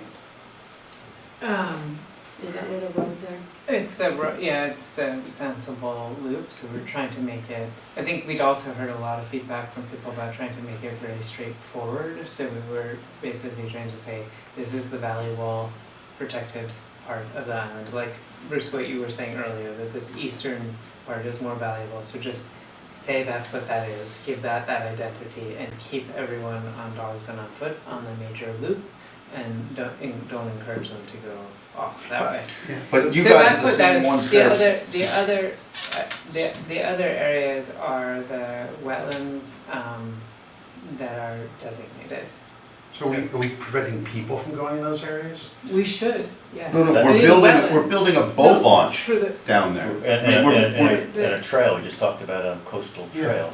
But the part that we're now I'm sorry, carving I'm out to talking say about- no more sorry, green the for other the green dogs, areas, not- where we can take them today, is the same area that we're talking about rebuilding the squash court and putting a boat launch. And now we can't take, Sorry, I'm talking about, you were asking me, why are we showing those other areas in green? Those are the areas that are designated as wetlands, sorry. So, and we just talked about we want to have a coastal trail around here, and I think when we talked about like this green being, I think the word being used was high value. yeah. You said that was a sort of It's high ecological objective, value. an objective Yeah, view, but- not a, And I think I heard you say it was the Subjective most quantitative. beautiful vista on the island. Yeah. Sorry, I don't even understand what the argument is right now. Just stay on- that wait, dogs just to can stay on go task down for a where they're second. allowed Wait, and then just- loop back and Just to stay on task, right now we're discussing Jim's motion. Jim's motion, all Could we right? have a vote on this? There's, just so we're clear, there's been some other conversation of another path, which is everywhere a human can go, but for the sand on the beach, which isn't what we're voting on now, though, Right. depending So on let's- this vote goes, it could be a very rapid vote after, but I just want to make sure where we are procedurally. somebody could add So- an amendment that says I want to amend it to say that the dogs can't walk on the sand in that little. So I will offer an amendment to the motion, to the current motion, that our approval be anywhere a human can go, but for the sand on the beach. Is there a second? Further discussion, we've kind of discussed both areas now, but if you want to discuss it further, all right? So what we voted, what passed on the end of February, whatever it was, February 26th, and then amending it to say that we're also gonna say restrict the sand. And then Yes. it would be what was passed by this committee, sent to the Board of Selectmen, which passed unanimously and said was gonna be enacted June 1, and that this committee could put signs up, and, we waited for the RTM to pass the fine increase. That happened. It's now back here, and we're ready for the curtain to go up to be able to do this. Where humans go, but for the sand beach. So the motion is, I- Amended. does somebody want to call a vote Okay, can to I, amend my motion, right? can I speak to this? I think we want to make things simple for our residents. This, to me, we followed the road line, this is simple. This is 20 maybe 23% of the island that we're saying no dogs can go on. I think, as Lori said, this is really a good compromise. We've heard from many, many people that are concerned about the ecology of the island. And this will allow us to put signage along this road, which will make sense. Just think about what it's going to look like on the beach if we have signs, no dogs on sand. Like, where is that boundary actually going to be? So, Sand. I think that could be one sign, because I think all of our residents know what sand is. okay. Here, I'm envisioning 30 different signs all across those green areas and protruding out. I mean, it's No, there will gonna not look be like 30 Times Square. different, no, there will not be 30 different signs. But wait, Monica, what you just said, 23% of the island, I think what passed back in February was we're leaving that you can't take dogs on the bridle trail. Right, and So I'm that's saying, not, we're still saying that. right, I'm saying that this little additional portion, Is which- 23% more of the no, property? no, that whole green part is probably 23%, Yeah, maybe that's 50. 20%. But we're talking about Where's the bridle we're talking trail? about Need the bridle trail. 5% of that, or 8% of that. Okay, Right now, dogs cannot go in what the Board of Selectmen unanimously passed okay, you know what, on the let's, bridle trail. okay, let's call the question, let's have a vote. Who is in favor of Jim's motion? Hold on. I don't know what motion. The motion on the table that was Or, I'm sorry. seconded was to add to the existing rule motion that I proposed, was to not allow dogs on the sand by the beach. So dogs are allowed to go where humans go on Great Island, except for the bridle trail, and now except on the sand.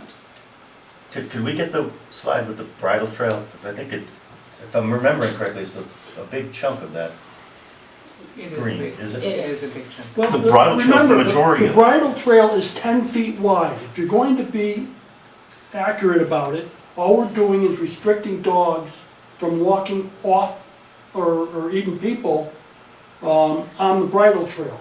But theoretically, you can walk off the bridle trail because we didn't restrict that. The only way that gets restricted is by some green portion that keeps people from under the eagle's nest with some distance from it. So there has to be Well, we have. some wording more than just the bridle trail. All right, so let's vote on this motion, and if you don't like the language, then we'll have to craft another one. Okay. Call the question. Right? So I'd like to call the question on the motion to reassert what was previously passed, but to include the sand area of the beach. All in favor of that motion indicate by saying aye.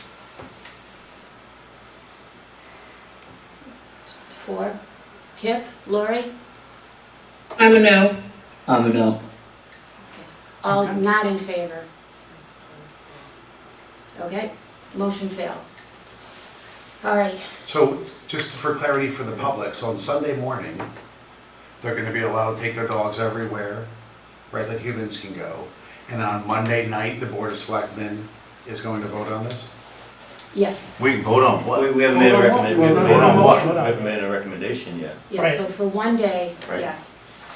Okay, may I have a motion that Great Island Advisory Committee approves the map as presented by Reed Hildebrand, which designates the bridle trail and beach areas off limits to dogs year-round. This clarification will be reflected in signage installed prior to June 1st, effective the date of this updated dog policy. Point of order, how can we tell the Board of Selectmen, have we recommend Because- them to vote on something where Because they we don't meet actually, before it happens? okay, because we actually have the authority, we don't really need the Board of Selectmen's approval on this. We have the authority to follow signage. You actually, No, we, Okay, Jen, do you have an idea on how to word this?